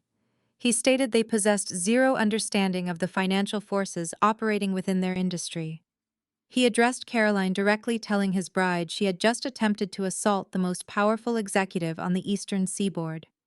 He turned back to the crowd. He elevated his volume, ensuring the words reached the furthest corners of the luxury reception hall. He announced my true identity to the hostile audience. He introduced me as Madeline, the chief executive officer and chairman of the board for Apex Medical Holdings. The corporate name acted like a physical shockwave. Apex Medical Holdings represented a terrifying force within their sector. The conglomerate owned medical supply chains, dictated massive insurance payouts, and aggressively acquired failing health centers. The entity controlled the financial lifelines of almost every private practice represented in the room. The orthopedics director froze mid-step, his bravado evaporating. The color vanished from his cheeks. A senior anesthesiologist dropped his salad fork. The silver clattered loudly against a porcelain plate. The young resident doctors who had flanked Caroline scrambled backward in a sudden panic. They broke their aggressive formation, seeking immediate distance from the bride. They realized their prior hostility targeted the ultimate decision-maker for their upcoming surgical fellowships. The revelation rippled outward, passing from table to table in frantic, hushed tones. Doctors pulled out smartphones, rapidly accessing corporate directories. The digital results confirmed Jamal's bold declaration. My face, devoid of a bridal party smile, stared back at them from executive profiles and financial news portals. The whispers escalated into a frantic hum, then died abruptly. A sudden, suffocating silence descended upon the Waldorf Astoria ballroom. The jazz band members set their brass instruments down, sensing the catastrophic shift in the room's energy. Waitstaff retreated toward the kitchen doors, eager to escape the impending corporate slaughter. The prestigious guests understood the severe gravity of their error. They had spent the evening isolating, mocking, and ostracizing the singular corporate entity holding their professional futures hostage. The medical professionals processed their immense vulnerability. Apex Medical Holdings signed their monthly paychecks. Apex approved their departmental budgets. Apex controlled the very ground they operated on.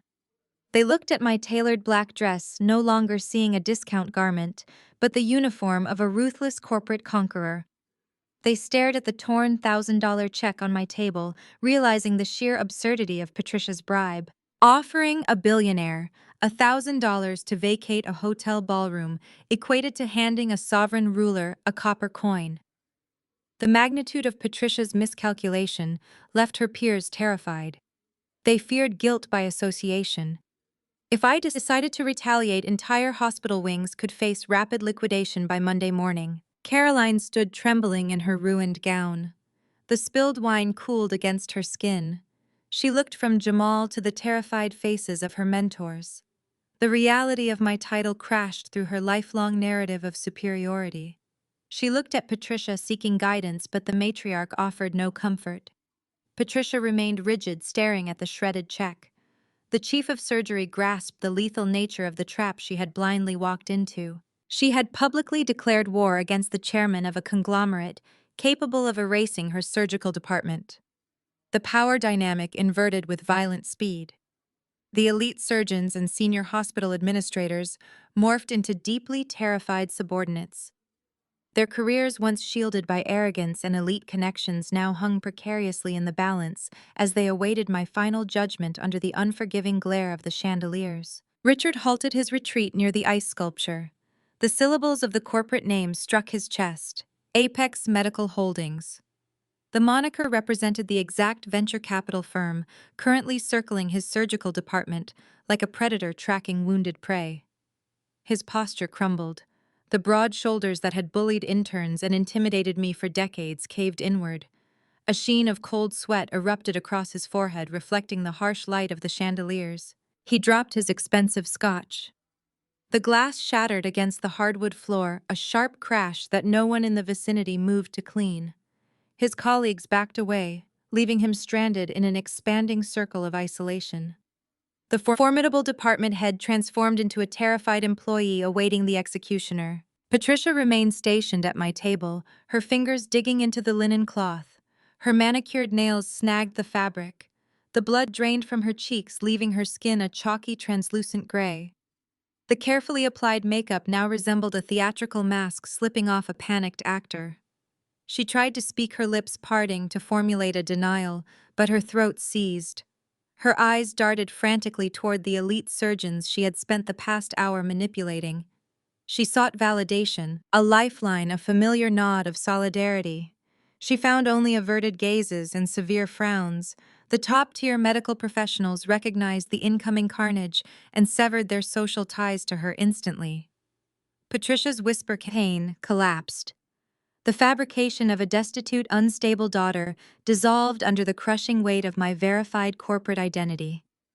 The guests evaluated her actions through a brutal new lens, recognizing a mother who had maliciously targeted a healthcare titan. I placed my hands flat on the table and pushed my chair back. The wooden legs scraped against the floor, a mundane sound that commanded the immediate attention of hundreds of guests. I stood up. The motion was fluid and deliberate. I smoothed a minor crease from my tailored dress. I shed the silent observer role I had maintained since entering the Waldorf Astoria.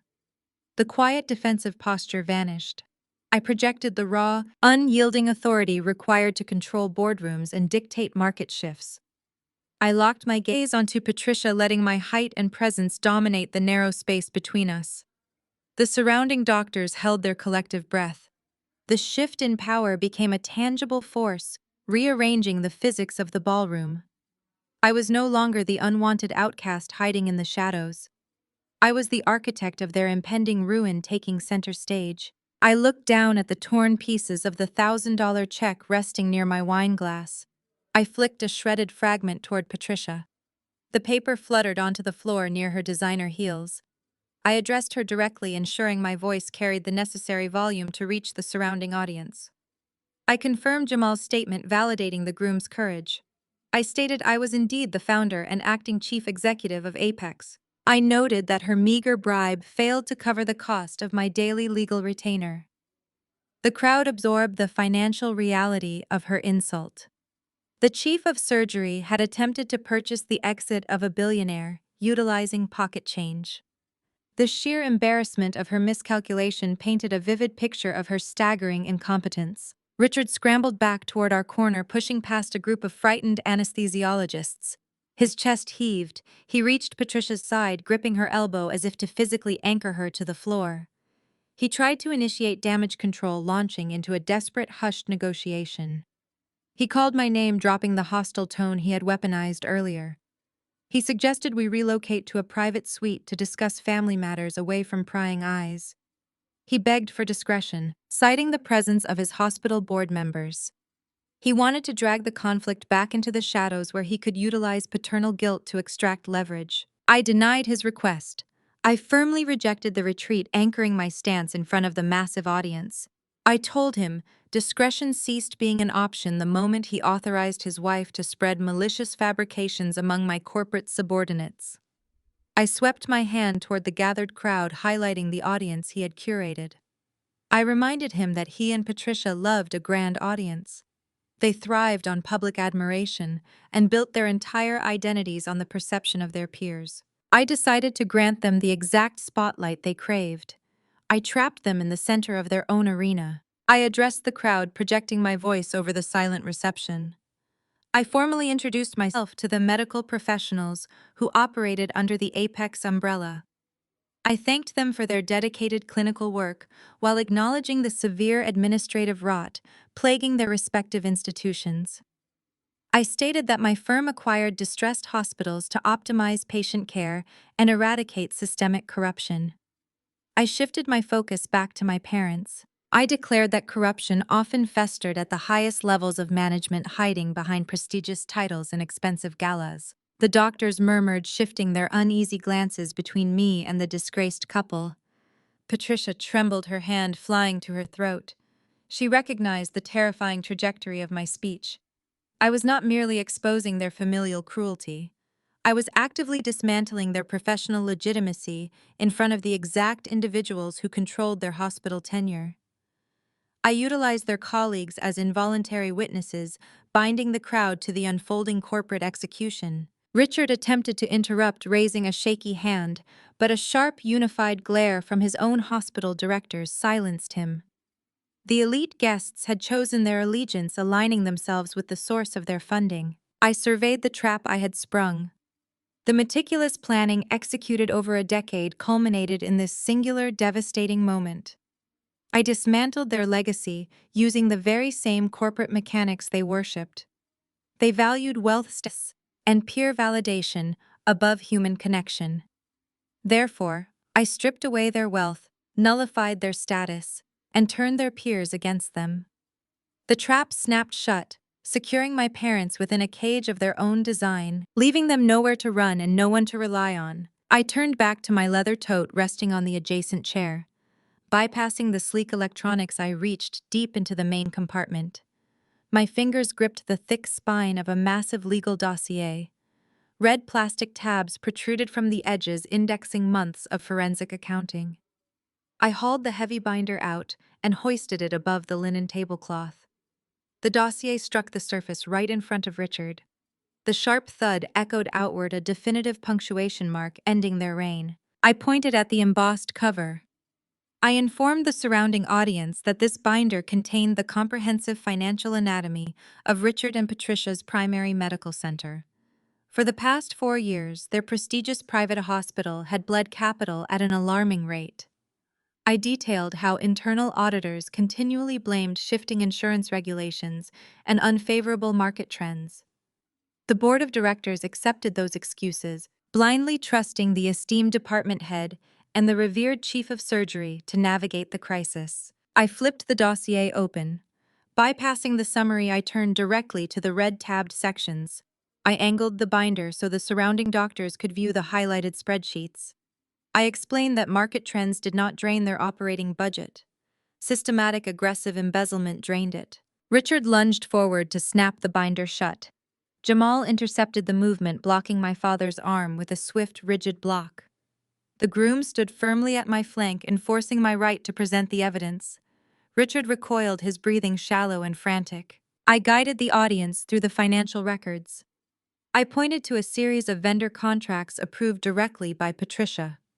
She had authorized the purchase of surgical equipment at a markup of 300%. I tracked the routing numbers, showing how the excess funds funneled directly into an offshore holding account registered to her maiden name. The crowd leaned in their eyes, scanning the undeniable proof of her theft. I turned the page, shifting focus to Richard's cardiology department. I traced a line of phantom billing records. He had invoiced the hospital for hundreds of hours of non-existent consulting work. He diverted essential research grants, channeling the money into a private trust used to finance their lavish lifestyle. The luxurious vacations, the designer wardrobes, the custom vehicles, all originated from capital stolen directly from patient care initiatives and resident salaries. A senior orthopedic surgeon pushed his way to the front of the circle. He stared at the highlighted figures, his face contorting with rage. He recognized the specific dates of the diverted grants. He spoke up, his voice shaking with fury, stating those were the exact weeks his department faced severe budget cuts. He recalled laying off dedicated nursing staff because Richard claimed the hospital lacked operational funds.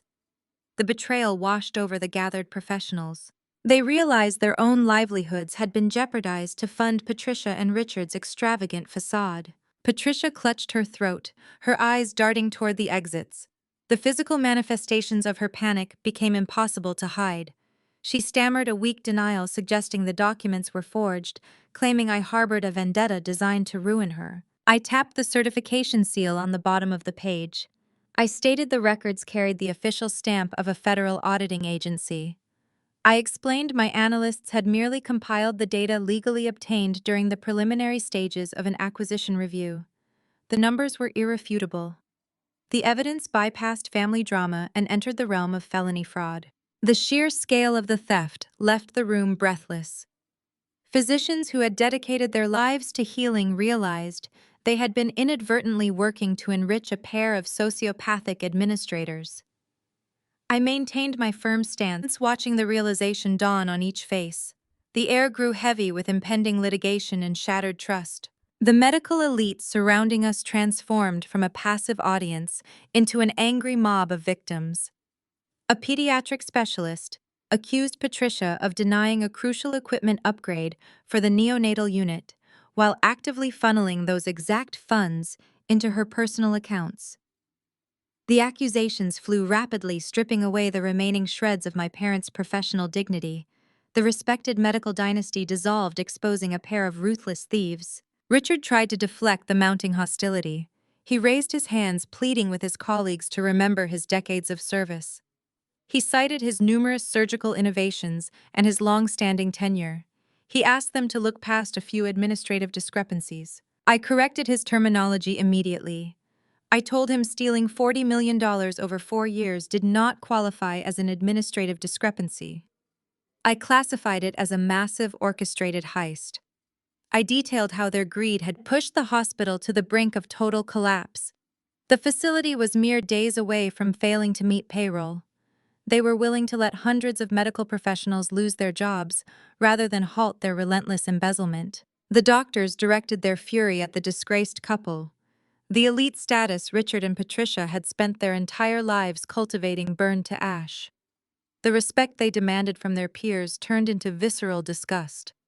They had built their fortress of superiority on a foundation of stolen money, and I had just demolished the load-bearing pillars. Caroline watched the destruction of her parents' legacy from the edge of the circle. The wine-stained bride trembled, clutching her ruined gown. The reality of her upcoming surgical fellowship hit her. She realized the hospital funding her position was the very institution her parents had bankrupted. The nepotism she relied on had evaporated. The prestigious name she flaunted now represented corruption and theft. I turned another page in the dossier, revealing the final piece of the financial puzzle. I pointed out the recent massive withdrawal executed just weeks prior. I tracked the funds directly to the Waldorf Astoria catering and event department. I announced to the room that the extravagant wedding reception they were currently attending had been entirely financed using stolen hospital capital. Every drop of champagne, every floral arrangement, every ounce of caviar represented stolen wages and diverted medical grants. The guests recoiled from their tables. The luxury surrounding them suddenly felt toxic. Waitstaff, sensing the volatile shift, quickly retreated into the service corridors. The grand ballroom transformed into a crime scene. Richard slumped against the ice sculpture table, his legs giving way. Patricia covered her face, unable to meet the accusatory glares of her former peers. The meticulous presentation of their financial crimes effectively destroyed their professional facade. They were no longer the untouchable elite of Boston's medical society. They were exposed criminals awaiting justice. I closed the thick dossier, letting the heavy cover fall with a final resonant snap. I stood amid the wreckage of their empire, preparing to deliver the ultimate corporate strike that would seal their fate permanently. I rested my hand on the closed dossier, letting the gravity of the financial exposure settle over the fractured reception. The revelation of their theft dismantled their social standing, but the corporate execution required a far more lethal mechanism. I turned my attention from the furious crowd back to Richard. He clung to the edge of the ice sculpture table, his chest heaving as he struggled to process his immediate downfall. Patricia stared blankly at the shredded check on the floor, her mind breaking under the sudden loss of control. I informed them the forensic audit constituted merely the preliminary phase of a much larger operation. I explained uncovering $40 million in stolen funds triggered an automatic default on their institutional loans. The hospital board had panicked. They faced a catastrophic liquidity crisis and scrambled to find a buyer capable of absorbing massive liabilities before federal regulators arrived. I told Richard his board of directors held an emergency closed-door meeting on Thursday night. They sought a financial savior. They found Apex Medical Holdings. I projected my voice, ensuring the orthopedic surgeons and pediatric specialists absorbed every syllable. While Patricia argued with catering managers over menu substitutions and Richard rehearsed his father of the bride speech, my acquisitions team executed a ruthless synchronized maneuver. We bypassed standard negotiation channels. Apex approached their primary lenders directly. We purchased the entirety of the hospital's $40 million toxic debt for a fraction of its projected value. The transaction cleared the Federal Reserve systems before noon. I described how we immediately exercised the aggressive leverage clauses embedded in those acquired commercial loans. The transfer of debt granted my firm majority voting rights, effectively stripping the existing board of their governing power. We finalized a hostile takeover while the bridal party sipped morning mimosas. The hospital administrators present in the ballroom exchanged terrified glances. They recognized the brutal efficiency of the maneuver. They understood that the corporate entity they feared now held the deed to their professional home. Richard tried to push himself upright, his expensive tuxedo sagging around his shoulders. He stammered a weak protest, claiming hostile takeovers required months of regulatory approval and shareholder notifications. I shot down his desperate denial. I cited the specific emergency distress provisions in their corporate bylaws, the same bylaws he had ignored while draining the accounts. I confirmed the State Health Commission had already authorized the acquisition to prevent a regional healthcare collapse. I outlined the impending restructuring protocol, laying out the new laws governing their facility. I announced the immediate dissolution of the current executive board, stripping Richard and Patricia of their administrative shields. I detailed the total asset freeze initiated at the close of the business day on Friday.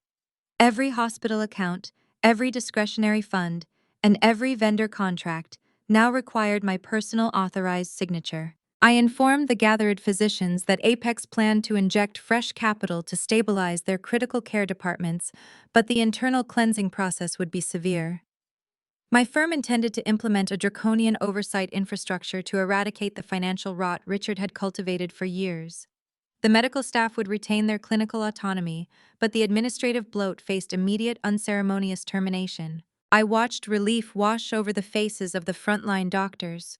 They realized the acquisition salvaged their jobs, shifting their loyalty entirely to the new regime. They turned their backs on their former department heads. They stepped away to form a distinct physical barrier between the ousted administrators and the incoming corporate authority. Their silence confirmed their submission. Patricia reached out, trying to grab the arm of a senior anesthesiologist she had mentored. He pulled his sleeve away from her grasp, refusing to be tethered to a sinking ship. She stood abandoned, surrounded by the ruins of her social currency. The people she once commanded now viewed her as a severe liability. Their rapid defection cemented her new status as a powerless outcast in the very community she had ruthlessly dominated for several long decades. I stepped closer to my parents, closing the physical distance. I wanted them to hear the finality of their new reality without the buffer of the crowd. I addressed them not as an estranged daughter, but as the apex predator of their industry. I clarified the new hierarchy governing their lives. I reminded Richard of the freezing night.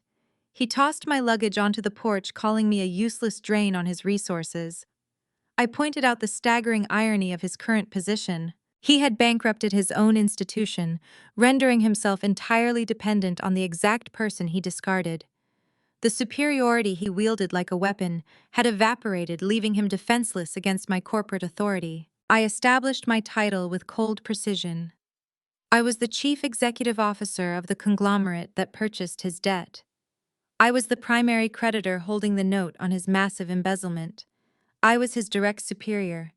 The prestige he hoarded, the department he ruled, and the career he leveraged to terrorize subordinates now belonged to my corporate portfolio. I dictated his salary. I owned his pension plan. I controlled the building where he spent his days parading as an untouchable titan. They answered to my board. They reported to my office. Patricia opened her mouth, a silent gasp escaping her lips as the magnitude of her demotion crashed over her. She was no longer a revered chief of surgery. She was an employee under investigation for felony fraud. I held their daily professional survival securely. I stared into their panicked eyes, delivering the final verdict. I informed them their reign of terror had officially expired, and their termination proceedings would commence at dawn on Monday. The empire they stole to build had been seized, and I was the one holding the keys. Richard blinked the finality of my statement, breaking his aggressive programming. He processed the monumental shift in leverage. The domineering department head vanished, replaced by a cornered suspect grasping for survival. He executed a rapid tactical pivot, attempting a strategy he had not utilized in over 2 decades. He tried to play the role of a loving father. He took a cautious step forward, abandoning the intimidation tactics that had failed him moments ago. He lowered his voice, pitching it to a soft, pleading frequency. He raised his hands in a gesture of surrender, palms facing upward. He addressed me using a childhood nickname, a moniker that sounded grotesque coming from his lips. He begged me to lower the volume, asking to step into a secluded hallway away from the lingering crowd. I insisted we could handle this dispute privately, claiming blood relations superseded corporate protocols. He pleaded for clemency, citing his age and the severe stress a public scandal would inflict upon my mother. He painted a picture of mutual benefit, suggesting a quiet retirement could satisfy my board of directors while sparing the family name. He promised to repay every diverted dollar, offering to liquidate his personal real estate portfolio to make the hospital accounts whole. He wanted a backroom deal.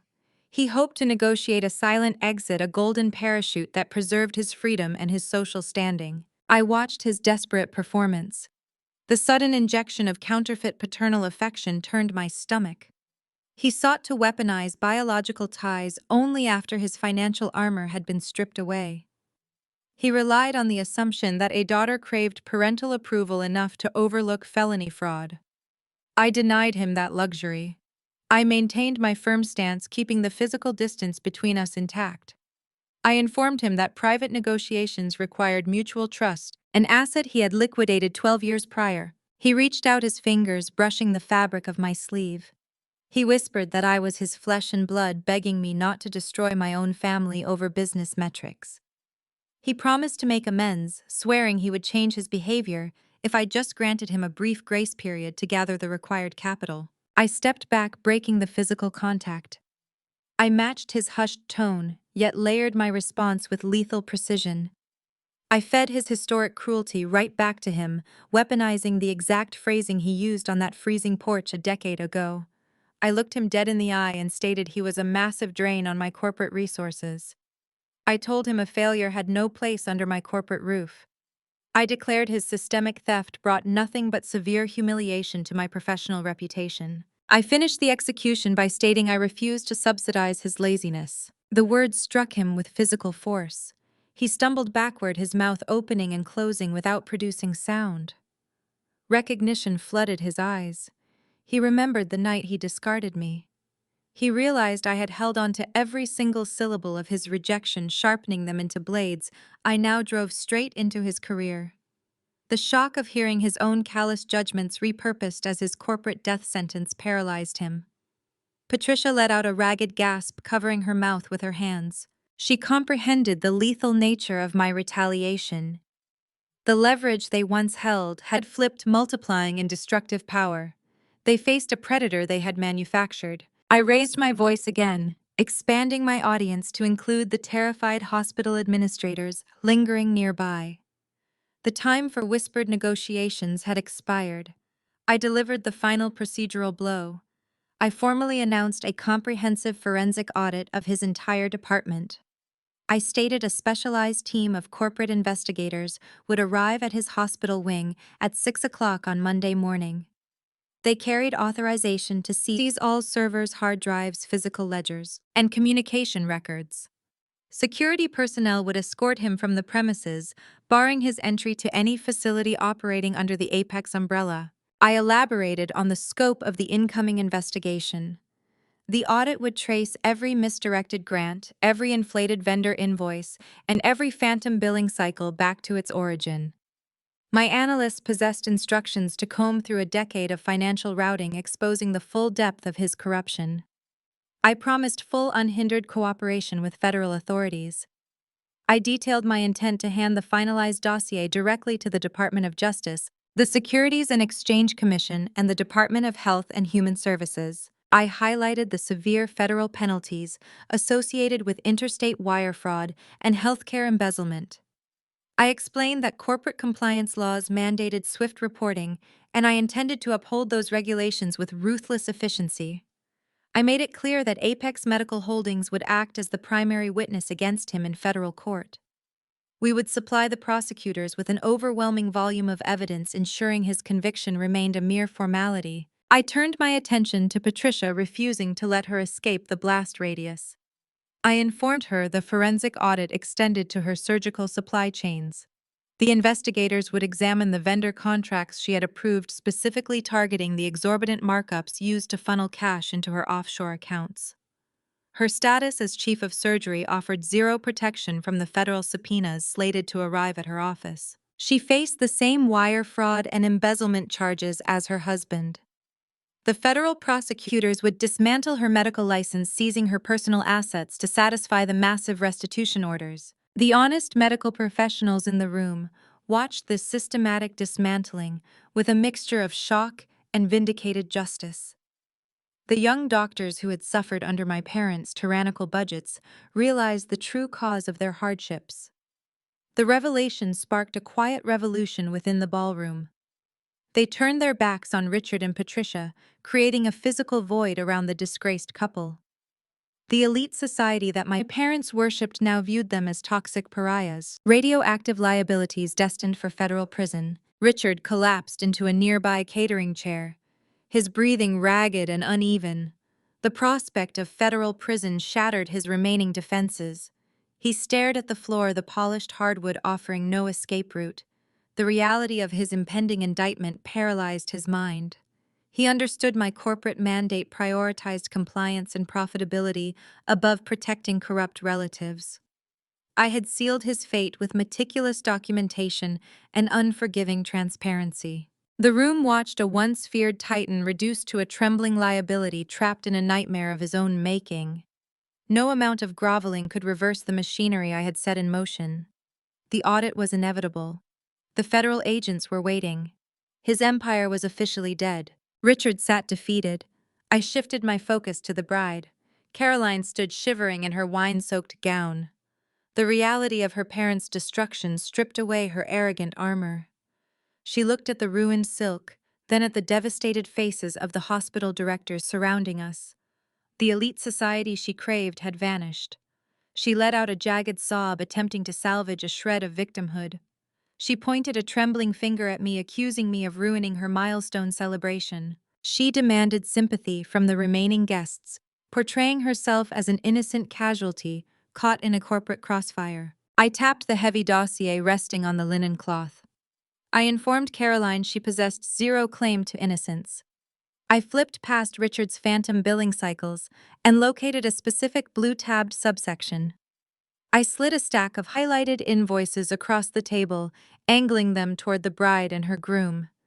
The headers bore the logos of the Waldorf Astoria catering department, elite floral designers, and bespoke bridal boutiques. I instructed Jamal to examine the routing numbers stamped at the bottom of each page. The groom leaned forward, his eyes scanning the financial data. I guided Jamal through the transaction history.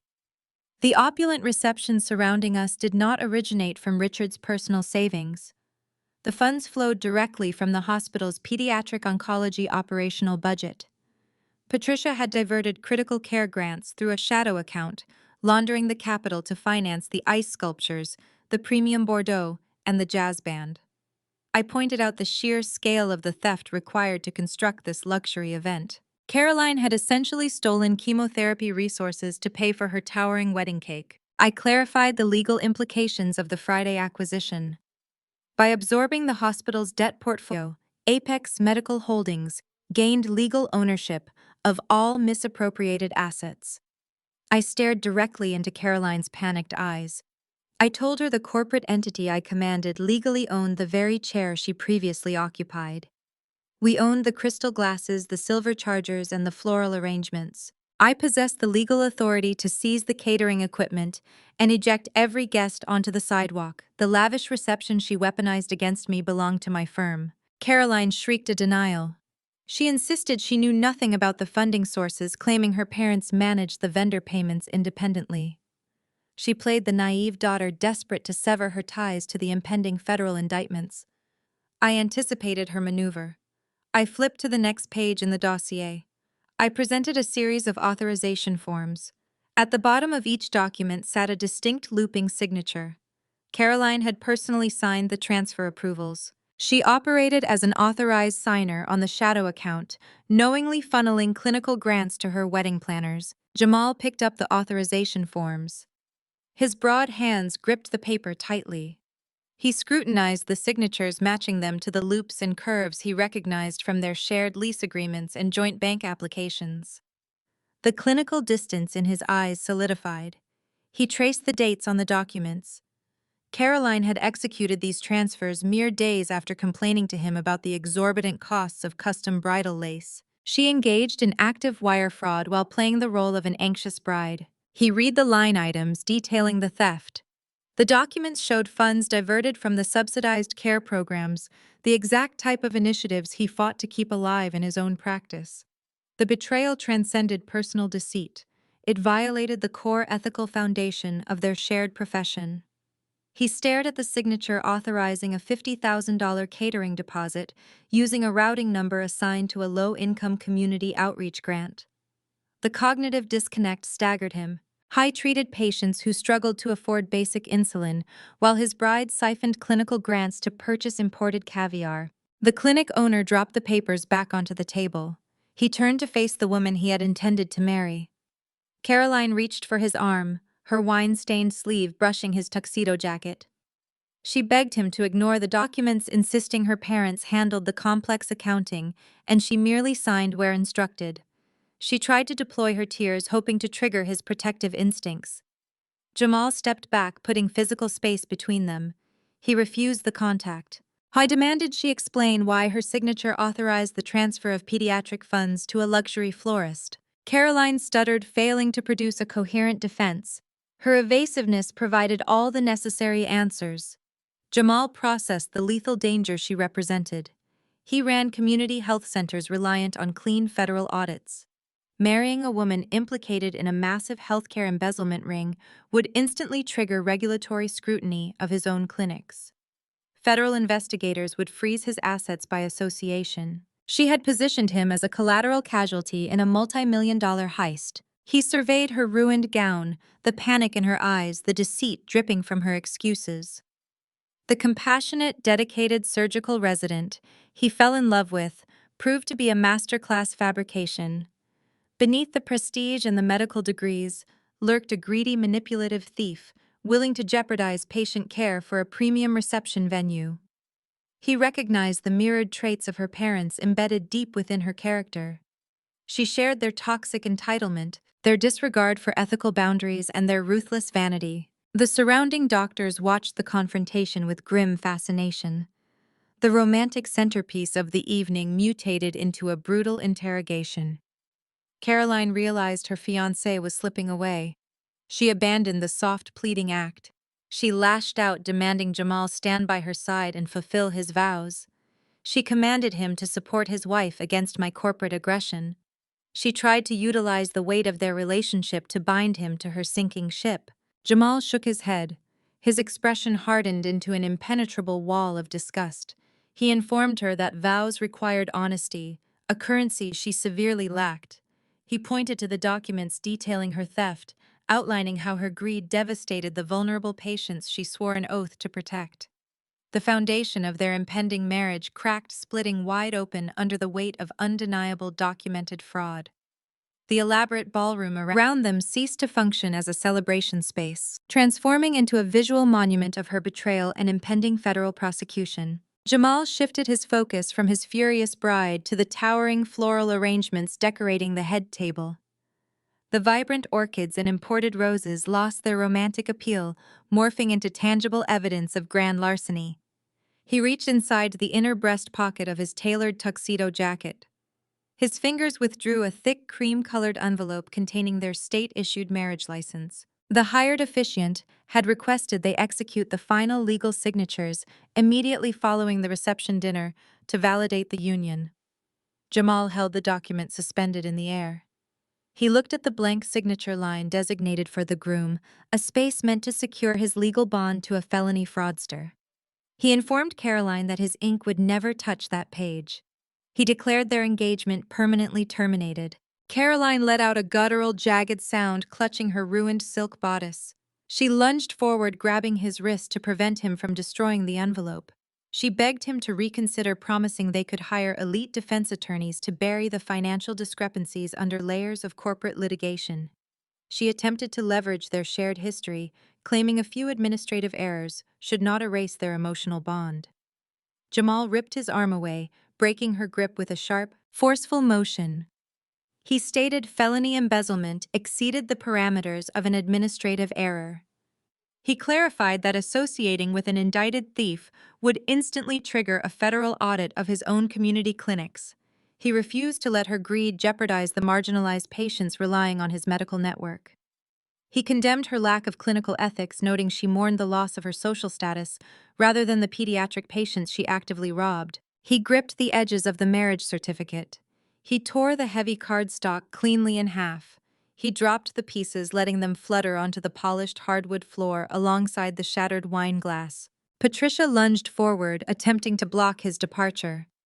The matriarch commanded Jamal to stay, threatening to wield her influence to blacklist his community clinics across the entire eastern seaboard. Jamal offered the disgraced surgeon a cold, pitying stare. He reminded her she currently lacked a valid medical license and faced impending federal indictment. He stated her leverage had expired. He pivoted away from the shattered bridal party. His gaze swept over the ruined table and locked onto me. He delivered a sharp, respectful nod, silently acknowledging the brutal necessity of my corporate strike. He turned his broad shoulders and marched directly toward the main ballroom exits. The remaining groomsmen stepped aside, offering zero resistance as he navigated the crowd. The heavy oak doors swung open, then sealed shut behind his retreating form, cutting off Caroline's frantic, echoing pleas. The bride sank to her knees amidst the shredded documents and spilled vintage wine. Her manufactured kingdom lay totally decimated. I reached across the linen tablecloth, retrieving my titanium corporate card. I slid the metal rectangle into my wallet. I grasped the heavy red-tabbed financial dossier. I loaded the massive binder back into my leather tote, the zipper securing the evidence required for their impending federal prosecution. The metallic rasp of the zipper echoed clearly in the hushed room. I shifted my focus to Richard. The former department head remained slumped against the ice sculpture, staring vacantly at the ruined reception. I advised him to secure competent legal representation before sunrise. I turned to Patricia, who knelt beside her sobbing daughter. I reminded the former chief of surgery that federal investigators rarely offered plea deals to executives caught funneling operational grants into offshore accounts. I adjusted the strap of my bag upon my shoulder, my posture projecting unyielding authority. I had delivered the required consequences. My business in the ballroom was concluded. I stepped away from the overflow table, bypassing the wreckage of my immediate bloodline. I turned my attention to the center aisle leading toward the grand lobby. The surrounding crowd of elite physicians, board members, and hospital administrators scrambled to clear a path. They pressed their backs against the catering tables, creating a wide, unobstructed corridor for my exit. The orthopedics director who had challenged me earlier retreated behind a floral pillar, avoiding my line of sight entirely. Prominent surgeons stared intently at the floor to avoid making accidental eye contact with the apex predator of their industry. They parted in terrified reverence, physically acknowledging my complete dominance over their professional survival. The silence in the massive hall remained absolute, broken only by the rhythmic clicking of my heels against the hardwood floor. No one whispered. No one moved to assist the sobbing bride or the paralyzed parents. The medical elite recognized the lethal consequences of associating with toxic assets. They abandoned the disgraced family, leaving them isolated in the center of the room. I walked through the heavy wooden doors, leaving the ballroom and the ashes of their fabricated dynasty behind me. I did not look back at the people who discarded me 12 years ago. They were no longer my concern. My focus remained entirely on the future, securing the medical networks I now controlled. My stride remained even, carrying me away from the wreckage and toward the corporate empire I had built from the ground up. 30 days passed since those heavy oak doors sealed shut behind me. The ensuing weeks delivered a brutal clinical execution of justice across the eastern seaboard. My financial analysts arrived at the hospital administrative wing precisely at 6 o'clock that following Monday morning. Federal investigators accompanied them, acting on the detailed dossier I provided to the Department of Justice. The transition of power occurred with ruthless efficiency. Richard and Patricia faced an insurmountable mountain of evidence. The federal auditors traced every diverted grant, offshore transfer, and phantom billing cycle. The state medical board convened an emergency tribunal. They stripped both my parents of their medical licenses before the week concluded. The prestigious titles they wielded as weapons for decades dissolved into public disgrace. Federal prosecutors handed down multiple indictments for interstate wire fraud, healthcare embezzlement, and tax evasion.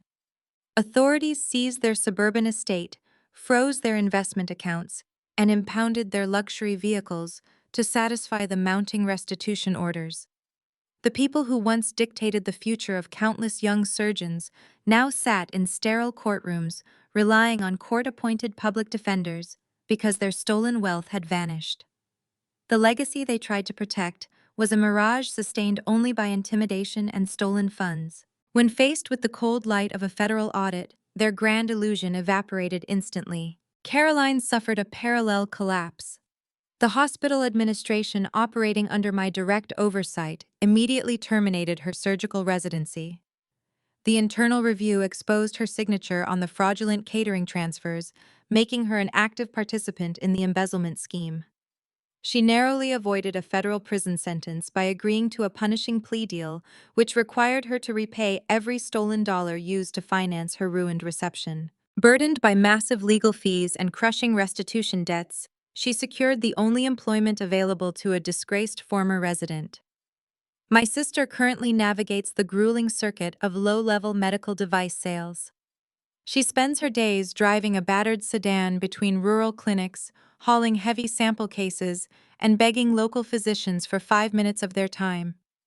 The doctors she pitches to often recognize her surname, shutting their office doors in her face. She now understands the harsh reality of working for every single dollar, a lesson they forced upon me 12 years ago. Jamal conversely finalized his funding agreement with Apex Medical Holdings.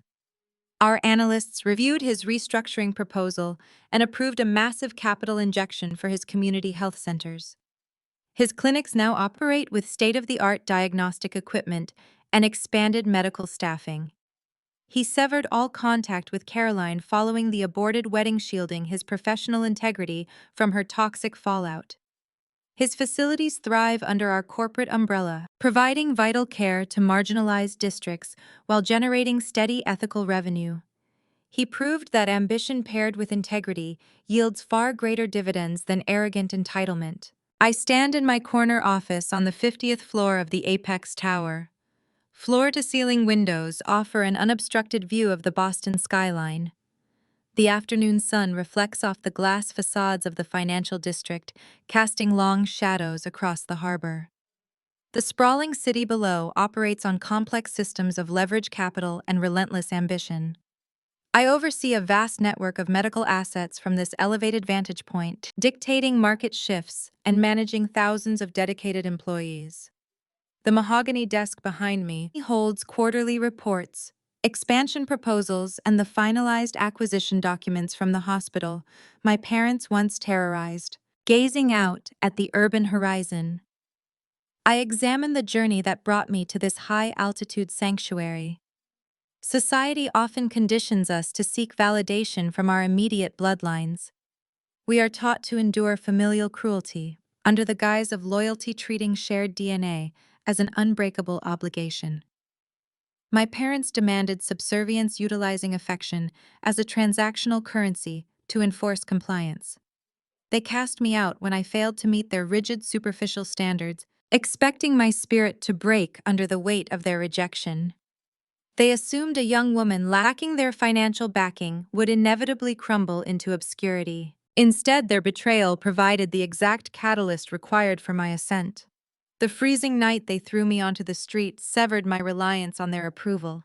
Stripped of their toxic influence, I learned to measure my value through tangible achievements rather than inherited prestige.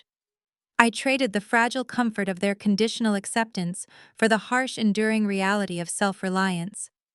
I built an ironclad foundation of financial literacy, strategic patience, and corporate leverage. I refused to beg for a seat at their table, choosing instead to construct my own boardroom. Bloodlines do not dictate destiny. Respect is earned through ethical conduct, relentless discipline, and genuine competence. The executives reporting to me today offer their allegiance based on my leadership, not my surname. The power I wield stems from a decade of meticulous planning and unbreakable resolve. I did not wait for my family to recognize my potential. I constructed an environment where their recognition became entirely irrelevant. Their opinions hold zero currency in the empire I govern. The city pulses below me, unaware of the family dynasty that recently collapsed within its borders. The hospital operates smoother without their corruption. Patient care metrics have improved, and the dedicated staff finally receives the resources they deserve. The market adjusts to the new leadership, rewarding transparency and penalizing fraud. I turn away from the glass, walking back to the center of the room. I open the next file, ready to evaluate a new acquisition target. The past holds zero power over my trajectory. I forged my own empire, and the view from the top remains incredibly clear. The narrative vividly illustrates that our worth is never determined by those incapable of recognizing it. The protagonist's family weaponized conditional affection, utilizing rejection to fracture her spirit.